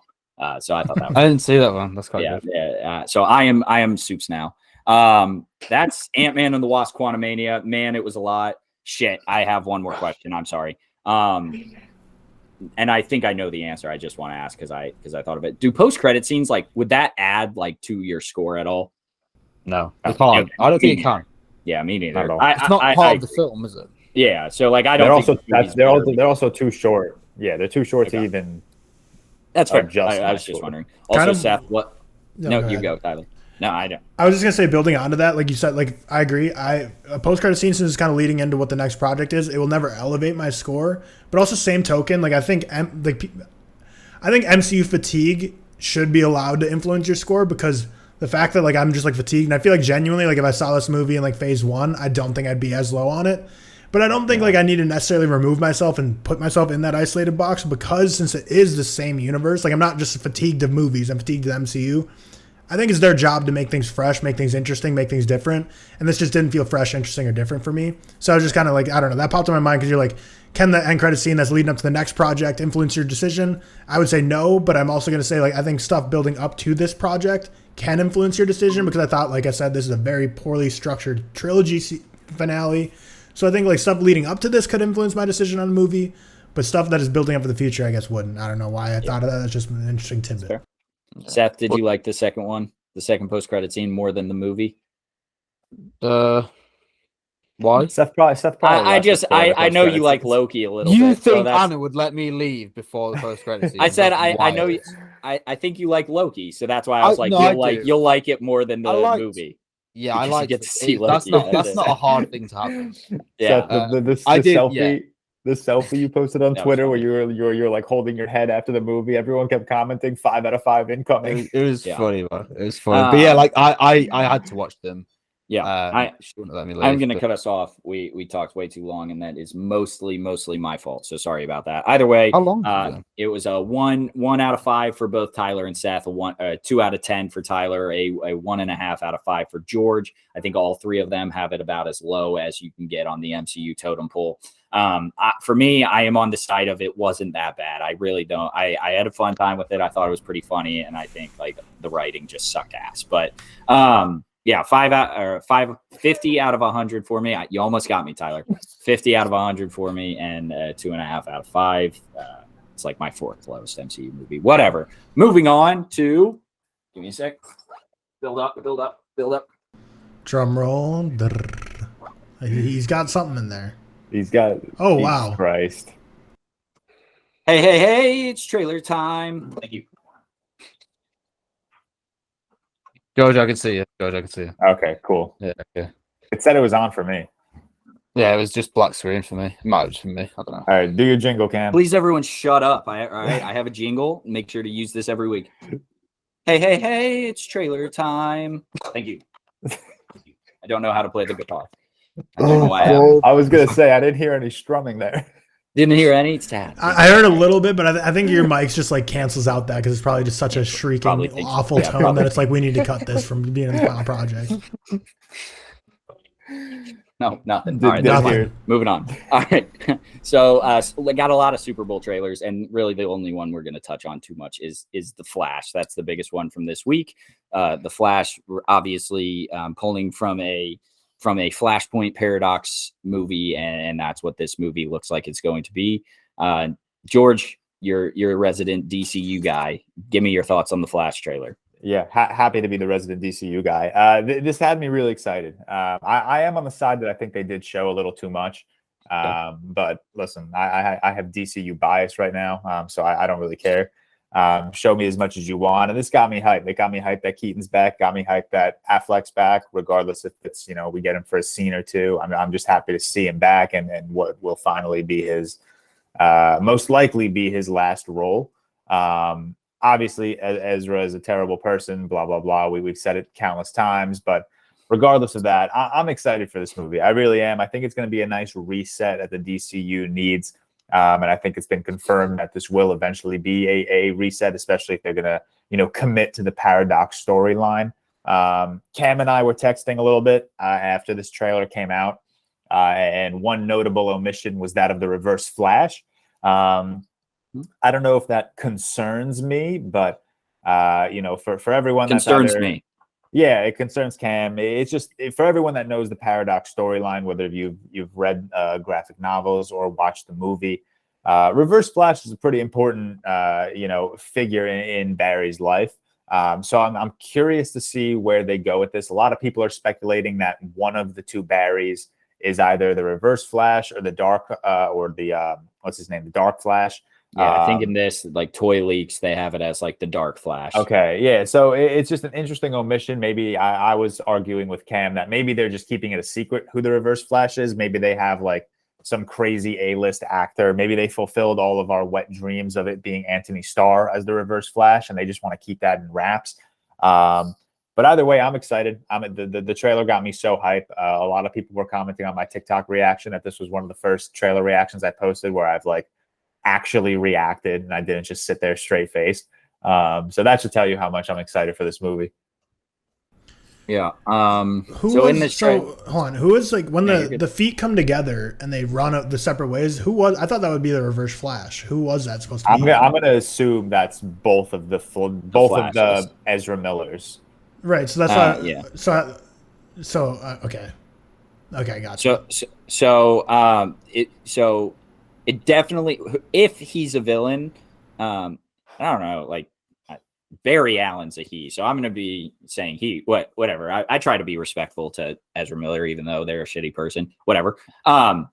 If that variant of Barry Allen is a villain, it's definitely the one that's like, this is the timeline my mom's in. So if you don't know, in the Flashpoint Paradox, he goes back and saves his mom. I'm going to Tyler watch that this week. Great animated movie. Whatever. Movie. We don't have to get into that too much, but there, you do get. So you get a lot in this trailer. We get Ben Affleck's Batfleck. You get Michael Keaton's Batman. We get Sasha Cale or Callie, her Supergirl, who looks fucking awesome. Hype. You get General Zod, played by Michael Shannon. You get obviously the two Flashes. Fun fact, here's a fun fact, and I didn't realize this looking it up. Iris West is played by Kiersey Clemens, who is in. She was just in Somebody I Used to Know. So there you go, Tyler. There's a little tie. But yeah, doesn't matter. Just something I noticed. She runs around naked in that movie. Odd. But yeah, the Flash trailer was super awesome.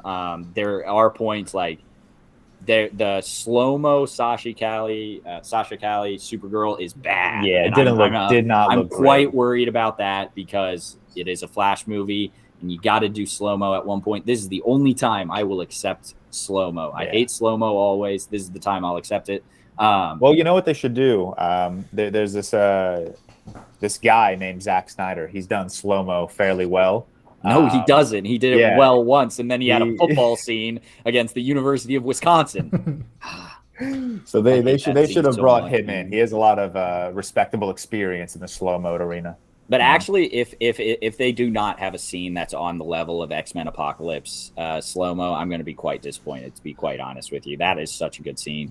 That's interesting you brought up Apocalypse and not Days of Future Past. I think that's the best. I was nodding when you said X-Men. Days of Future Past. Sorry. Okay. Yeah. I mean, they're both great. They're both great. Oh, I didn't like Apocalypse, but... No, Apocalypse... No, Days of Future Past is Evan Peters running into the house, taking everyone out. Is that Days of Future Past? Or I think that's Apocalypse. Days of Future Past is the kitchen scene. Days of Future Past is the kitchen. The Apocalypse scene is better. In the house is better. Yes. I think the kitchen scene is way better. All right. That's beside the point. But either way, they've done it great. If you can't do that, I'm going to be quite upset. And I'm not saying every scene has to be like that, but at some point do something like that. I think for the Flash trailer, I think there's one of two things that's going on here. I think so. You both mentioned that maybe they showed too much.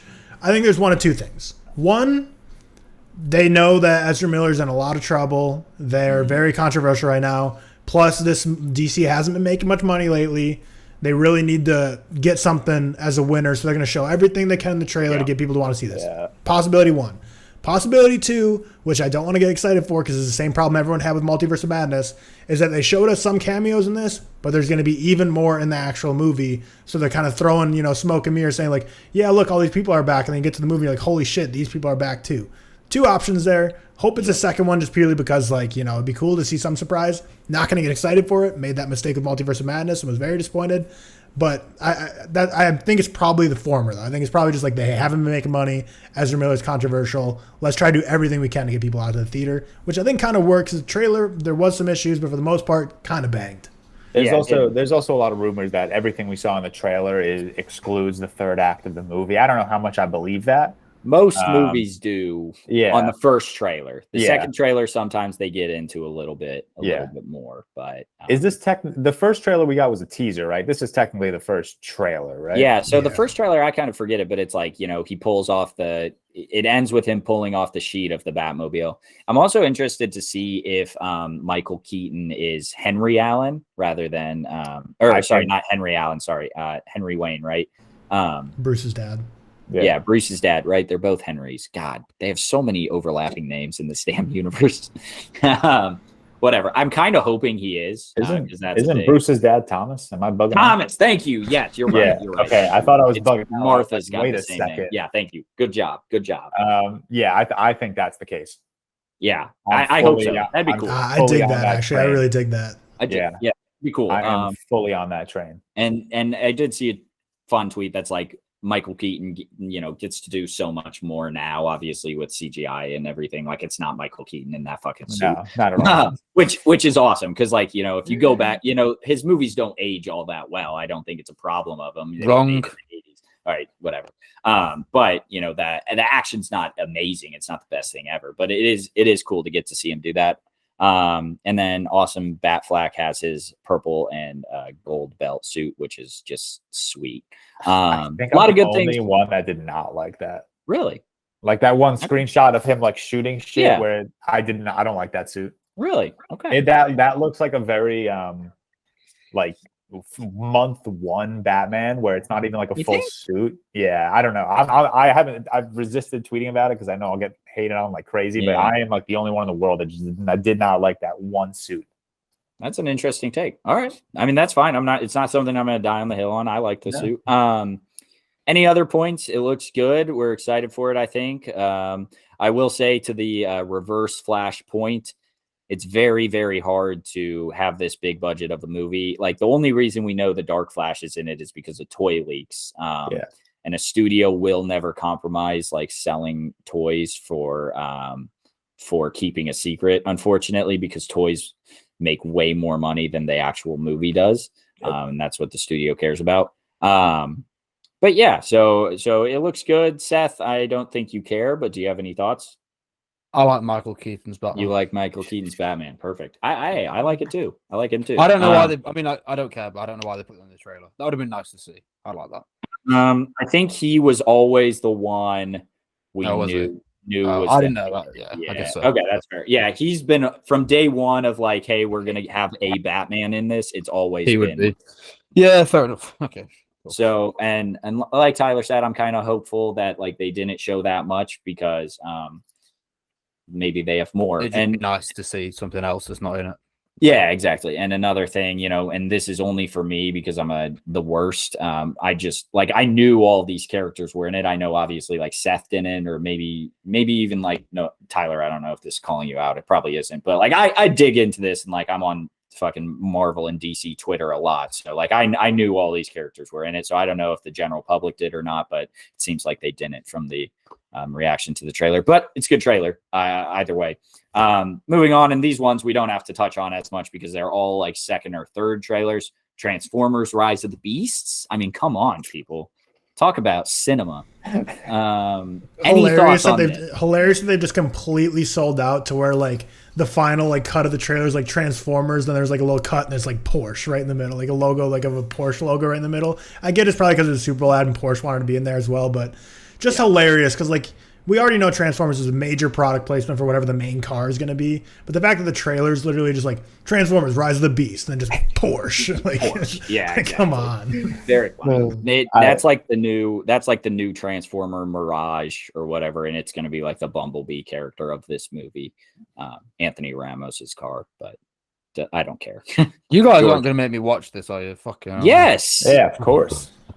Actually, I'd rather watch this than the Fast 10 or whatever it is. I won't be watching Fast 10. Thank You're you. awful. You're the I still Yes, haven't. you I will. still haven't Yes, you seen will, Fast. George. 10. I've only seen the first 4 of them. I'm Yes, not you going to will, watch George. 6 Fast. You know what, George? Fast 10 is another 75K review, review. So you'll be watching it, I know. Moving along from Transformers, unless anyone has any tidbit or anything. Okay, Guardians 3, good trailer. Seth is excited. I think most I of us just are love the excited Drax scene, man. I know we saw it ages ago. of him. Like which one of him throwing the ball? Throwing the ball. It just There's another scene. There's another scene of him. Like people are mad online that he's like laying on a couch and he's like, "This is a bed" or something like that. And like people are really mad about it online. I did. Is it in the trailer? I don't remember. Maybe I haven't seen this trailer. I don't know. It may have been just a clip online, but like people are like, "This is the MCU humor," and I'm like, I think this is just very like Drax humor. I think it works with Guardians. It's agree. so different to everything else. I agree. I just think it is. It's not. It's like Paul Rudd's Ant-Man, where they've just like established him as like a comedic character. Like when Thor Ragnarok came out, like I understand why people were upset with that because he was never a comedic character. But like for Drax, they could just shove all the jokes down my throat, and it makes sense. It's fine. I agree completely. They're not funny anymore, but it's fine. Either way, get a good couple shots of Will Poulter as Adam Warlock. The Black Adam shot. Yeah, you get the Black Adam shot. I saw like a tweet that was like the Holy Trinity, and it was like that Black Adam shot and one other. What was the other shot? Oh, I forget, man. It's funny though. You get a lot more scenes of the High Evolutionary played by Chukwudi Iwuji. Hopefully, I'm pronouncing that correct, but I think I am. I really like. Well, I'm really excited to see. You really like who? Will Poulter. Yeah, great. I do too. Yeah, it's like I said, it's the second trailer. We've seen kind of a good amount of this. I think Drax is going to die. I think George thinks Rocket's going to die. And I think Rocket seems too obvious though, because I think Drax, Rocket, and Quill are dying. Yeah, I think I don't think Quill is. I think I think Quill will be the only one that's in Avengers Secret Wars. Really? And maybe Zoe Saldana's help me out here. Gamora. Thank you. Come on, man. You're the resident MCU guy. I know. I can remember everything else, but not that. I think them two will be the only one left. Okay. And probably actually Groot. No. Groot. No. We're not killing Groot for a No, you're not killing Groot. I know he's not dying, but I was going to say Maria Bakalova's Cosmo the Space Dog. Yeah. I can pull that name out of my ass, but can't pull Gamora out of my ass apparently. I think she'll be back just because she's the newest one. Moving on to Indiana Jones and the Dial of Destiny. Oh, I don't care. Looks so bad. God, it looks terrible. The only reason I'll watch it is because I respect James Mangold as a filmmaker, but holy crap, did that trailer look horrendous. I saw that trailer. Do we think it's... Sorry. No, I was going to say, I like started like making a TikTok reaction video to that, and like I just had such a look of disgust on my face. I was like, I cannot post this. Like this. Do we think this is going to be worse than Kingdom of the Crystal Skull?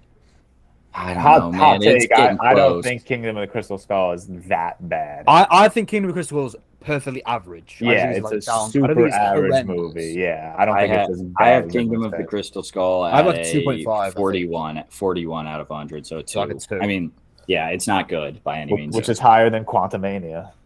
Not for lower me. than Quantumania. Yeah, lower. Yeah, that's one. No, dude. We didn't really get to go into it. I spent too much time talking about the damn movie. It's fine. Whatever. Fast X. Oh, sorry. Actually, yeah, sure. Fast X. We talked about it a little bit last week. I'm running through all the Fast and Furiouses right now, so I'm through Tokyo. I'm about to start that with you. Yeah, dude. I don't know what's your people's problem. They're fun. They're shit and they're fun. Don't do that, guy. You're doing the Marvel thing right now. They're like, they're just fun. You just they are. They're not. They're fucking they are, man. The first one's not bad. I actually it was a more. super grounded racing movie. And the then first 3 are, to be quite honest. Yeah, and then it just got out of control. Like with they're in space now. Like I don't know. Yeah. I They're liked in when they space.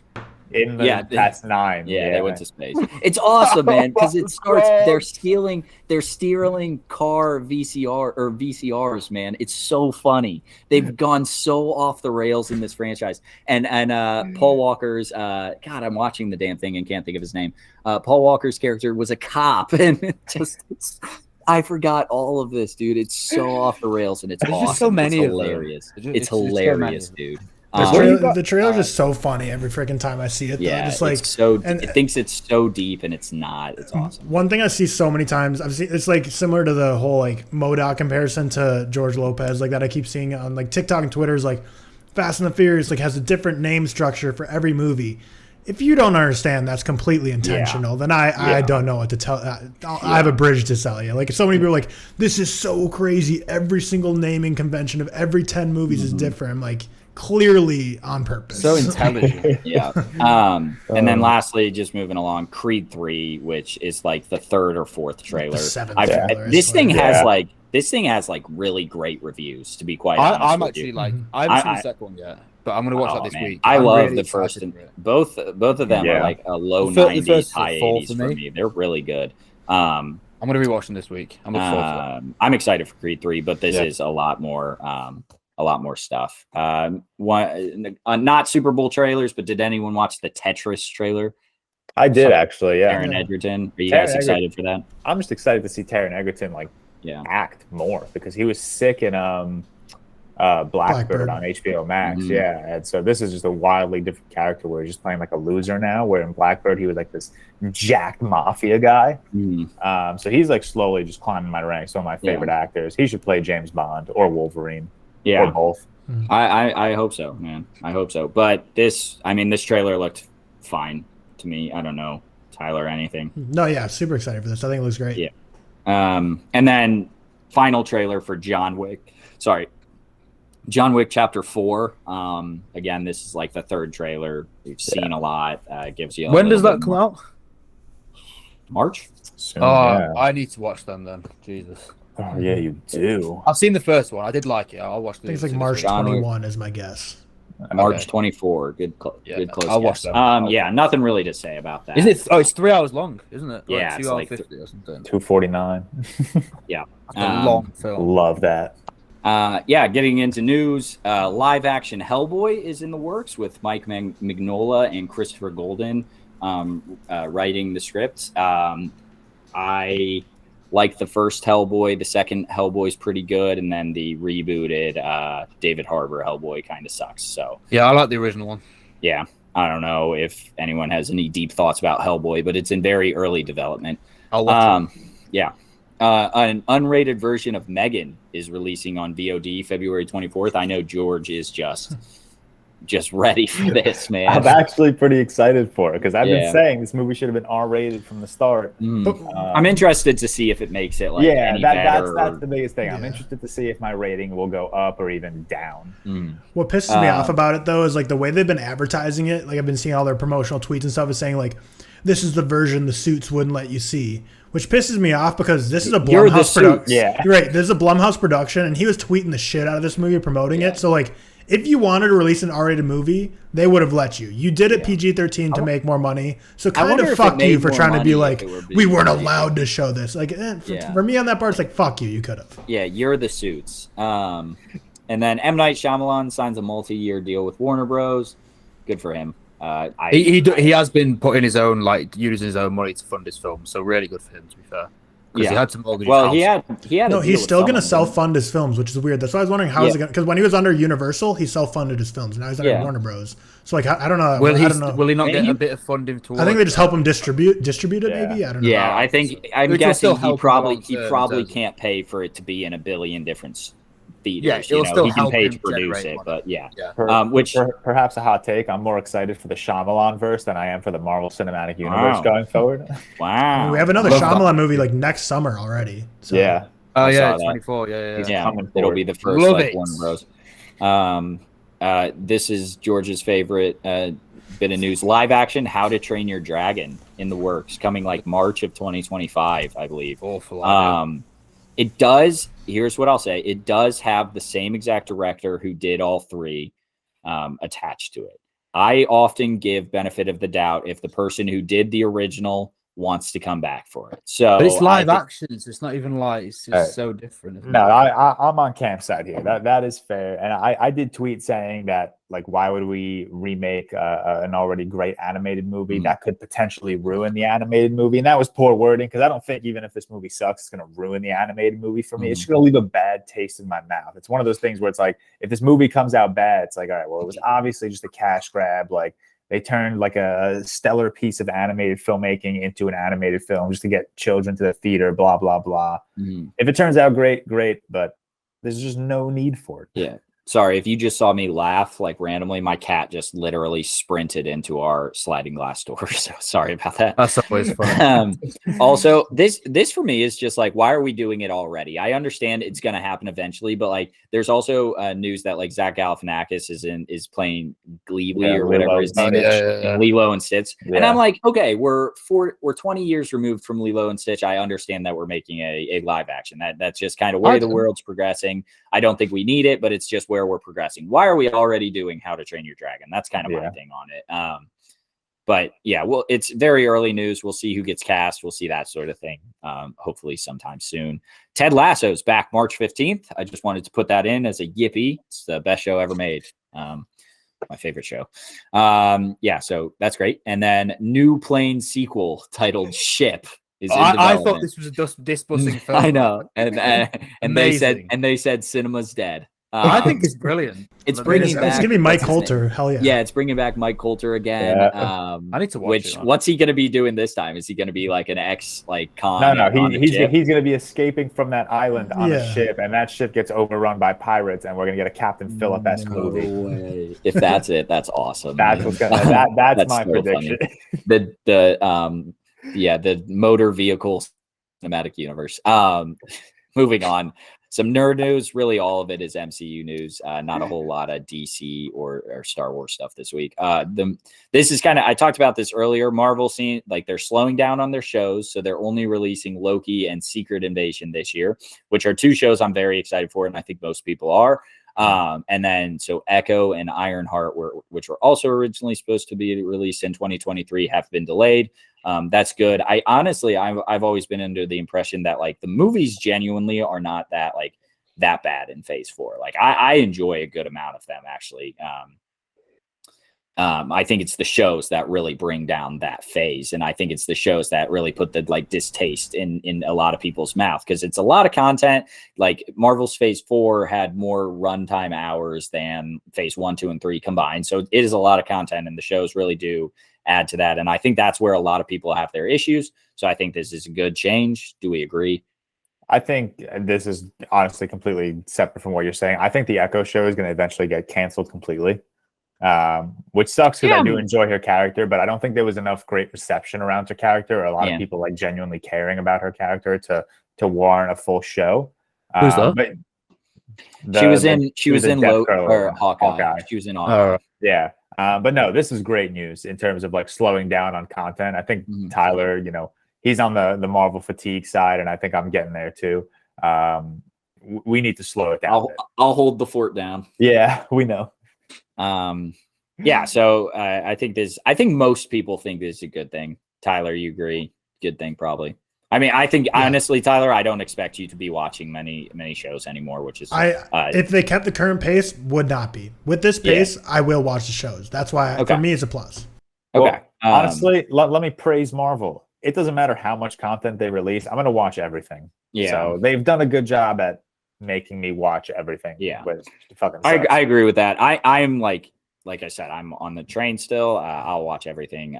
Then also they just delayed The Marvels, which is now releasing on November 10th, 2023, rather than July 28th. Is that a film or a show? It's a film. Yeah, it's a film. So it's going to have Monica Rambeau, Captain Marvel, and Miss Marvel, who I'm still on the idiotic train, apparently, that I really enjoyed Miss Marvel as a show. It's fine. Doesn't matter. Oh, sorry, no. You were talking about the Marvel still. Before we moved off of it, I was just gonna say the thing that pisses me off about this is I've been seeing some rumors that movies when they release an IMAX, they have to be an IMAX for 2 full weeks.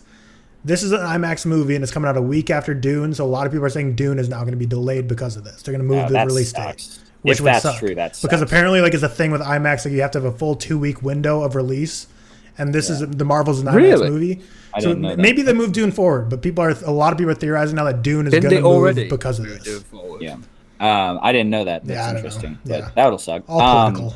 It did move the Haunted Mansion remake into that slot. So I know. Didn't even know that was a thing. Yeah, me neither. Honestly, me neither. It moved into that slot. I already saw it the other day, but great. Thanks for including that. So Fantastic Four cast is starting this month. Going to reportedly be cast around Sue Storm. They're going to start with her and then build around her. It's great. I'm excited to see the cast. Spider-Man 4 is being written now.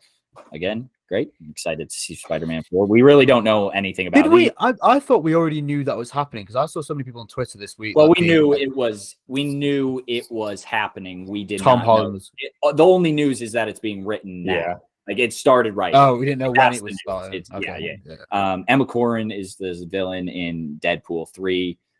Again, don't really know anything about her as the villain, but yeah, she's cast. So wonderful. R-rated shout out. Yeah. Oh yes. Deadpool 3 confirmed by Kevin Feige to be R-rated. I know the first two about that.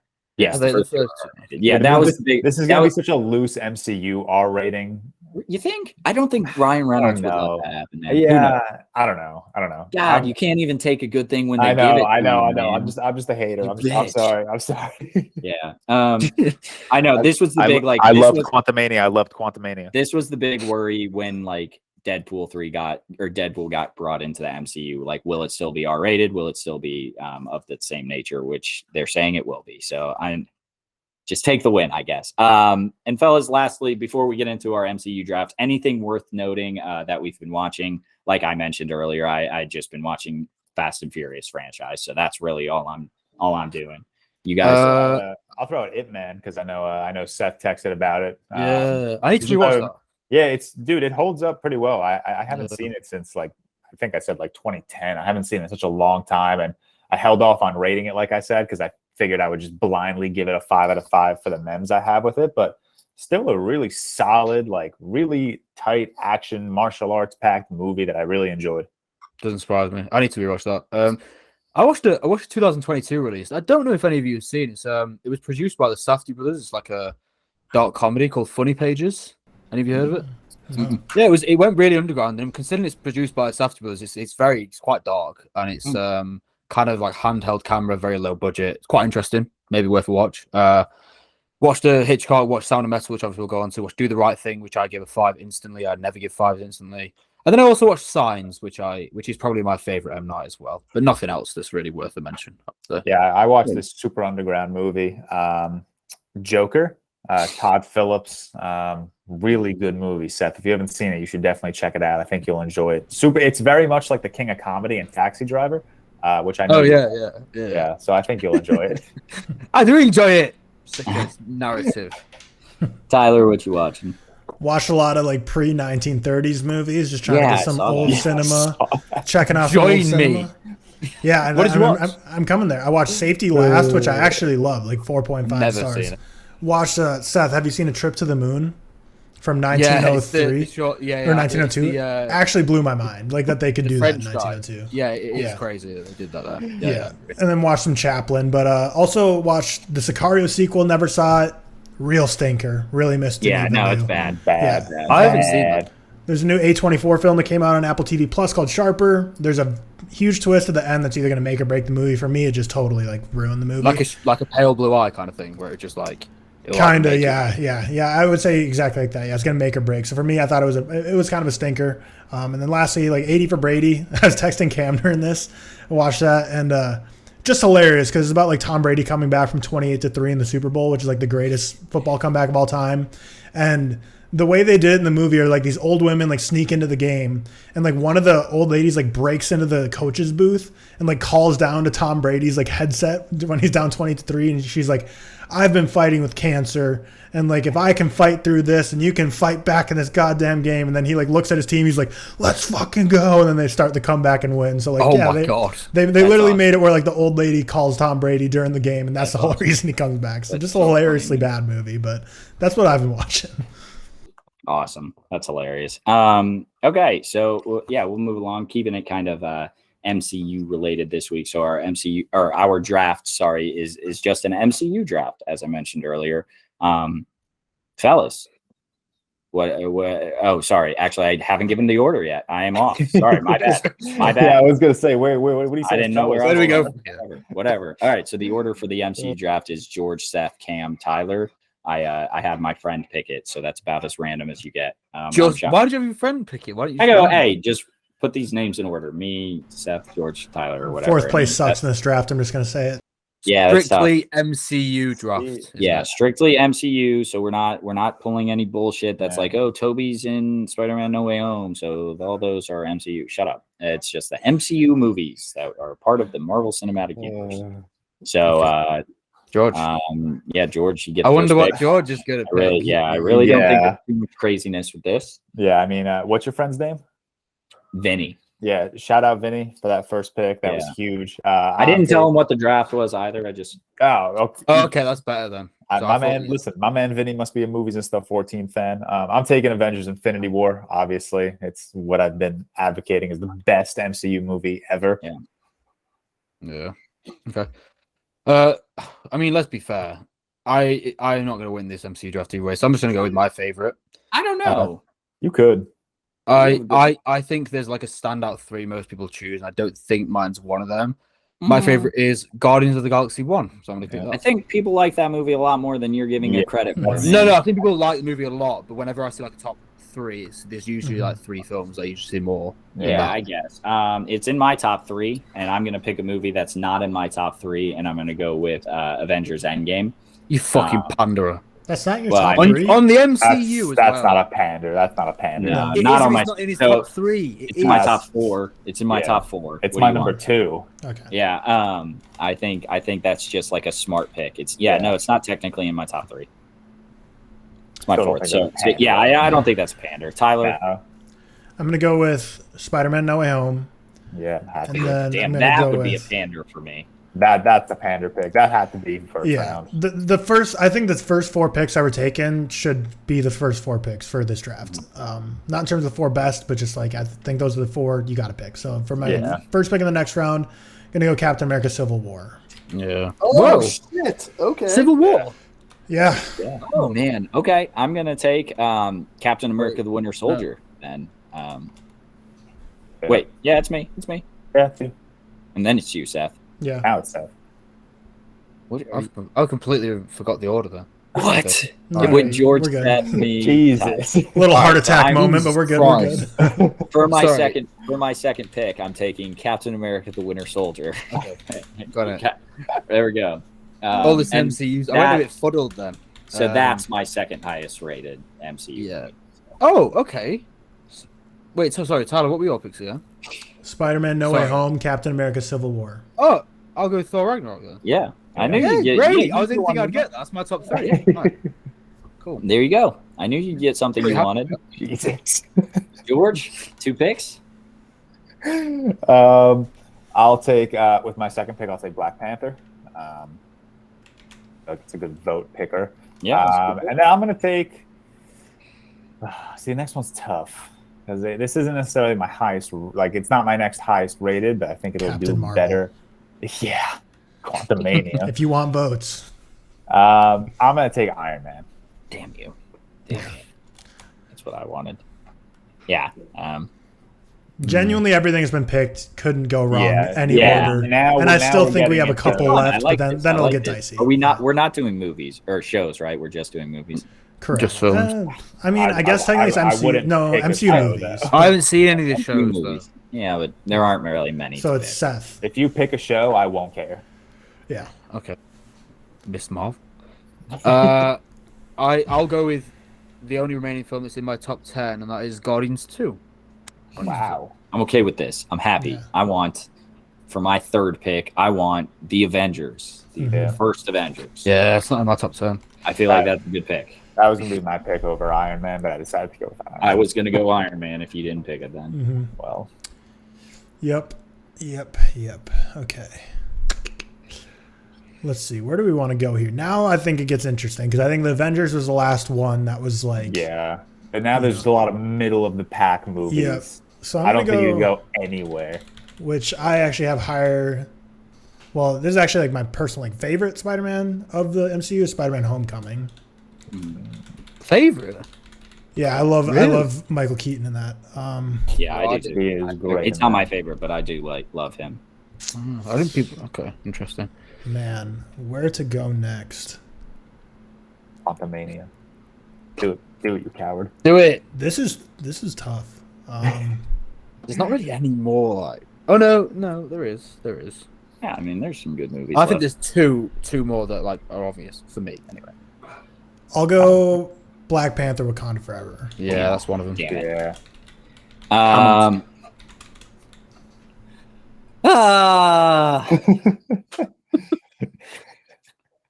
Cam, you're gonna take mine. I know you are. I don't know if I am. I'm not sure. Oh no, if you're not. Pandering or not this week. I'm not going to. I don't really see any pander picks. Yeah, there's left. no Am I pandering. missing No, something? There's no pander. So Okay. I thought I was missing something. Me not taking what I would take if I were talking about my own personal Far top from 10. home. Thanks, dude. I wasn't gonna say it, but Well, I that's was gonna say pandering is to get away from that, I guess. Oh man, what do I think people enjoy? I'm gonna go a little crazy, and no, this isn't crazy. I'm gonna go Shang-Chi. I think he's crazy at Not all. crazy. No, that wasn't crazy. I was gonna Not go something crazy. else. That's the next highest rated I have that hasn't Same. been taken. Okay. All right, we're back to Seth. There's only one more that I have a positive rating, I think, and I'm quite glad I got this, and that's Far From Home. I like Far From Home. Wow. I've always liked Far From The best part about this is a blind draft, and everyone's going to think Seth's picks are now Cam's because of Far Yeah. From Home. Cam, I cannot believe you. I don't know didn't why take I that. haven't seen. I thought it would Shang-Chi get either, back so, to like, me. I don't know why you all- risked Like, that. you all, yeah, that's fair. I didn't know that's one you haven't seen, man. I would not have gotten What that. Shang-Chi? too. Yeah, I haven't seen that. Oh my god. I'm gonna take, in my mind, I think the most overhated MCU movie, and that's Age of Ultron. Yeah, Oh, I was gonna God, take that. I hate that film. That's a banging movie right there. I don't hate it. And with my final pick, I'll take the first Ant-Man. I ragged on Quantumania enough. Yeah. At least let me take Ant-Man 1. Good picks. We're back to Seth, right? Yeah. Back to Seth's last pick. Wait, I've got another one. We got one more. I'm gonna have to pick a 2.5er. Oh god. Man, Damn, he's already down to his 2. Yeah, Seth's already down. I've got a lot. 2.5. Okay. Pick No. the black. Pick the black and white one. Can I? Oh no, I could pick that, couldn't I? Yeah, why I could. not? That's a positive one. I've got a 3.5. Yeah, I'll go with what's it called? Werewolf Night something. Yeah, that one. I'll go with that one. I like that one. Oh, Jesus. well, This man hates the MCU. okay, that's No, fine. I like that. That's fine. I didn't on this list because it's a shorter. I didn't come up on the list, so I just didn't remember. Yeah, I would I'll count take that. that. I would Yeah, I'll definitely count that. I'll count it. I'll count it. Cam has one more pick. I'm down between two, so I'm hoping you pick one of those two so it makes my last decision easier. Can't pick shows if we're going shorts. No. No, pick shows. I don't care. I don't care what you Really? pick. I wouldn't Fine. have picked the Okay. show. I'm taking Loki. Yeah. I love Loki. I really do love it. It's like I'm looking at my rankings and it's my 14th ranked like MCU project. 14. Wow. And that's what I say like I love.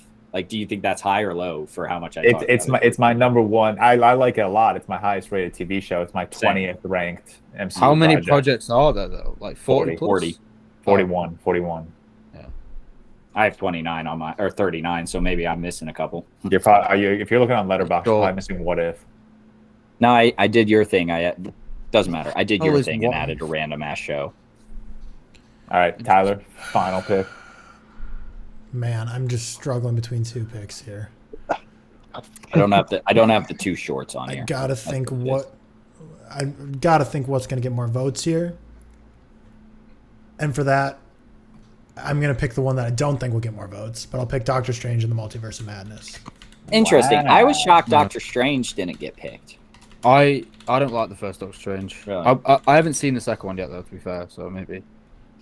I mean, actually, yeah. I think you'll like Yeah. multiple. Sam Raimi. I thought the first Avenger would get more votes, but I just dislike that movie too So much. I didn't. You dislike First Avenger? Really? Yeah, it's really I low. for really me, don't really like low. that film. Yeah, I agree. Really? With you, Tom. I don't mind it. It's my 17th highest. So that's our MCU draft. We kind of changed it like halfway if we were just doing movies or TV shows. No, you changed it. To be fair, they are MCU. You So drafted a short, you dickhead. Is all right. that? I don't Fine. know. I count them all. Yeah, doesn't matter. It's in the MCU now. We can just keep it MCU draft, whatever. All right, George, send us home. What are the draft picks? Myself, shout out Vinny for that first pick. I took Infinity War, Black Panther, Iron Man, Age of Ultron, and the first Ant-Man movie. Seth took Guardians of the Galaxy 1, Thor Ragnarok, Guardians of the Galaxy 2, Spider-Man Far From Home, and Werewolf by Night. Cam took Endgame, Captain America, the Winter Soldier, Marvel's The Avengers, Shang-Chi and the Legend of the Ten Rings, and the TV show Loki. And Tyler, with the final pick, took Spider-Man No Way Home, Captain America Civil War, Spider-Man Homecoming, Black Panther Wakanda Forever, and Doctor Strange in the Multiverse of Madness. I think the internet's going to get... What? Wait, what's up? I'd just like to say that Werewolf by Night's 55 minutes. A short can be no more than 40 minutes. I don't actually- know the terms of a short, but great. Fuck That's you, man. wonderful. I think the internet's going to get mad at George for having Black Panther over Iron Man, but I don't think that's a hot take. I have Black Panther over. I mean, I have Iron I Man have Black ranked. Panther I have as well. Iron Man ranked higher, but I think Black Panther will do better with votes. I'll be got- so I got- interested.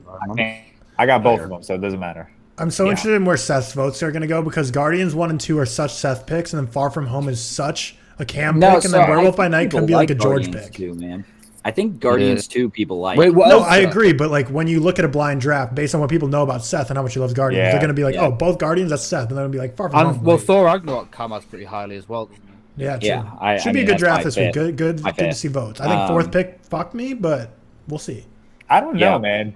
No Way Home is going to get you a lot of votes. Fair. So, I just don't No Way like. Home, Yeah, yeah. I'm just lower on it than most. But people, I mean, people I know. have it. Is it a hot take to say it's my 11th movie in the MCU? Like, No Way it's Home. not. Sixth. It's not in my top I have 10. it quite high. I mean, I like it, but you guys know how it's like an 89 out of 100 or 88 now. Wow, I didn't think I But it's had your No Way 11th. Home ranked Yeah. higher than you. I have it as my 9th. I have a Yeah. 13th. So That's yeah, six. that's our kind of Marvel-filled episode. You know, I'm hosting, so it's probably gonna lean towards Marvel most times. But I appreciate you all coming out. I appreciate all the support. Like I said, the Patreon is absolutely insane. We thank all of you for supporting us in that way. It's I know it's a lot of it's a lot more effort for us, but I know it's a harder thing to ask for people to pay money. But we really do appreciate all the support. Thank you for following all the social medias. Thank you for listening. And big thanks to our executive producers, Blake Huffman, Al Bodie, Mac Wells, Marcellus, Remy Walker, Seven Mod Jeffy, Ben Hansey, Benjamin Vetch, Cameron Volker, Evan O'Donnell, Ferdinand Sather, John Anderson, Jordan Gag, Relapser, Tobias Johnson, Eunice BBX, Mike Ludi, Bram Vitz, and Reese David. We appreciate all of your That's guys' crazy. support so much. Thank you. Thank you. Have a wonderful week, everyone.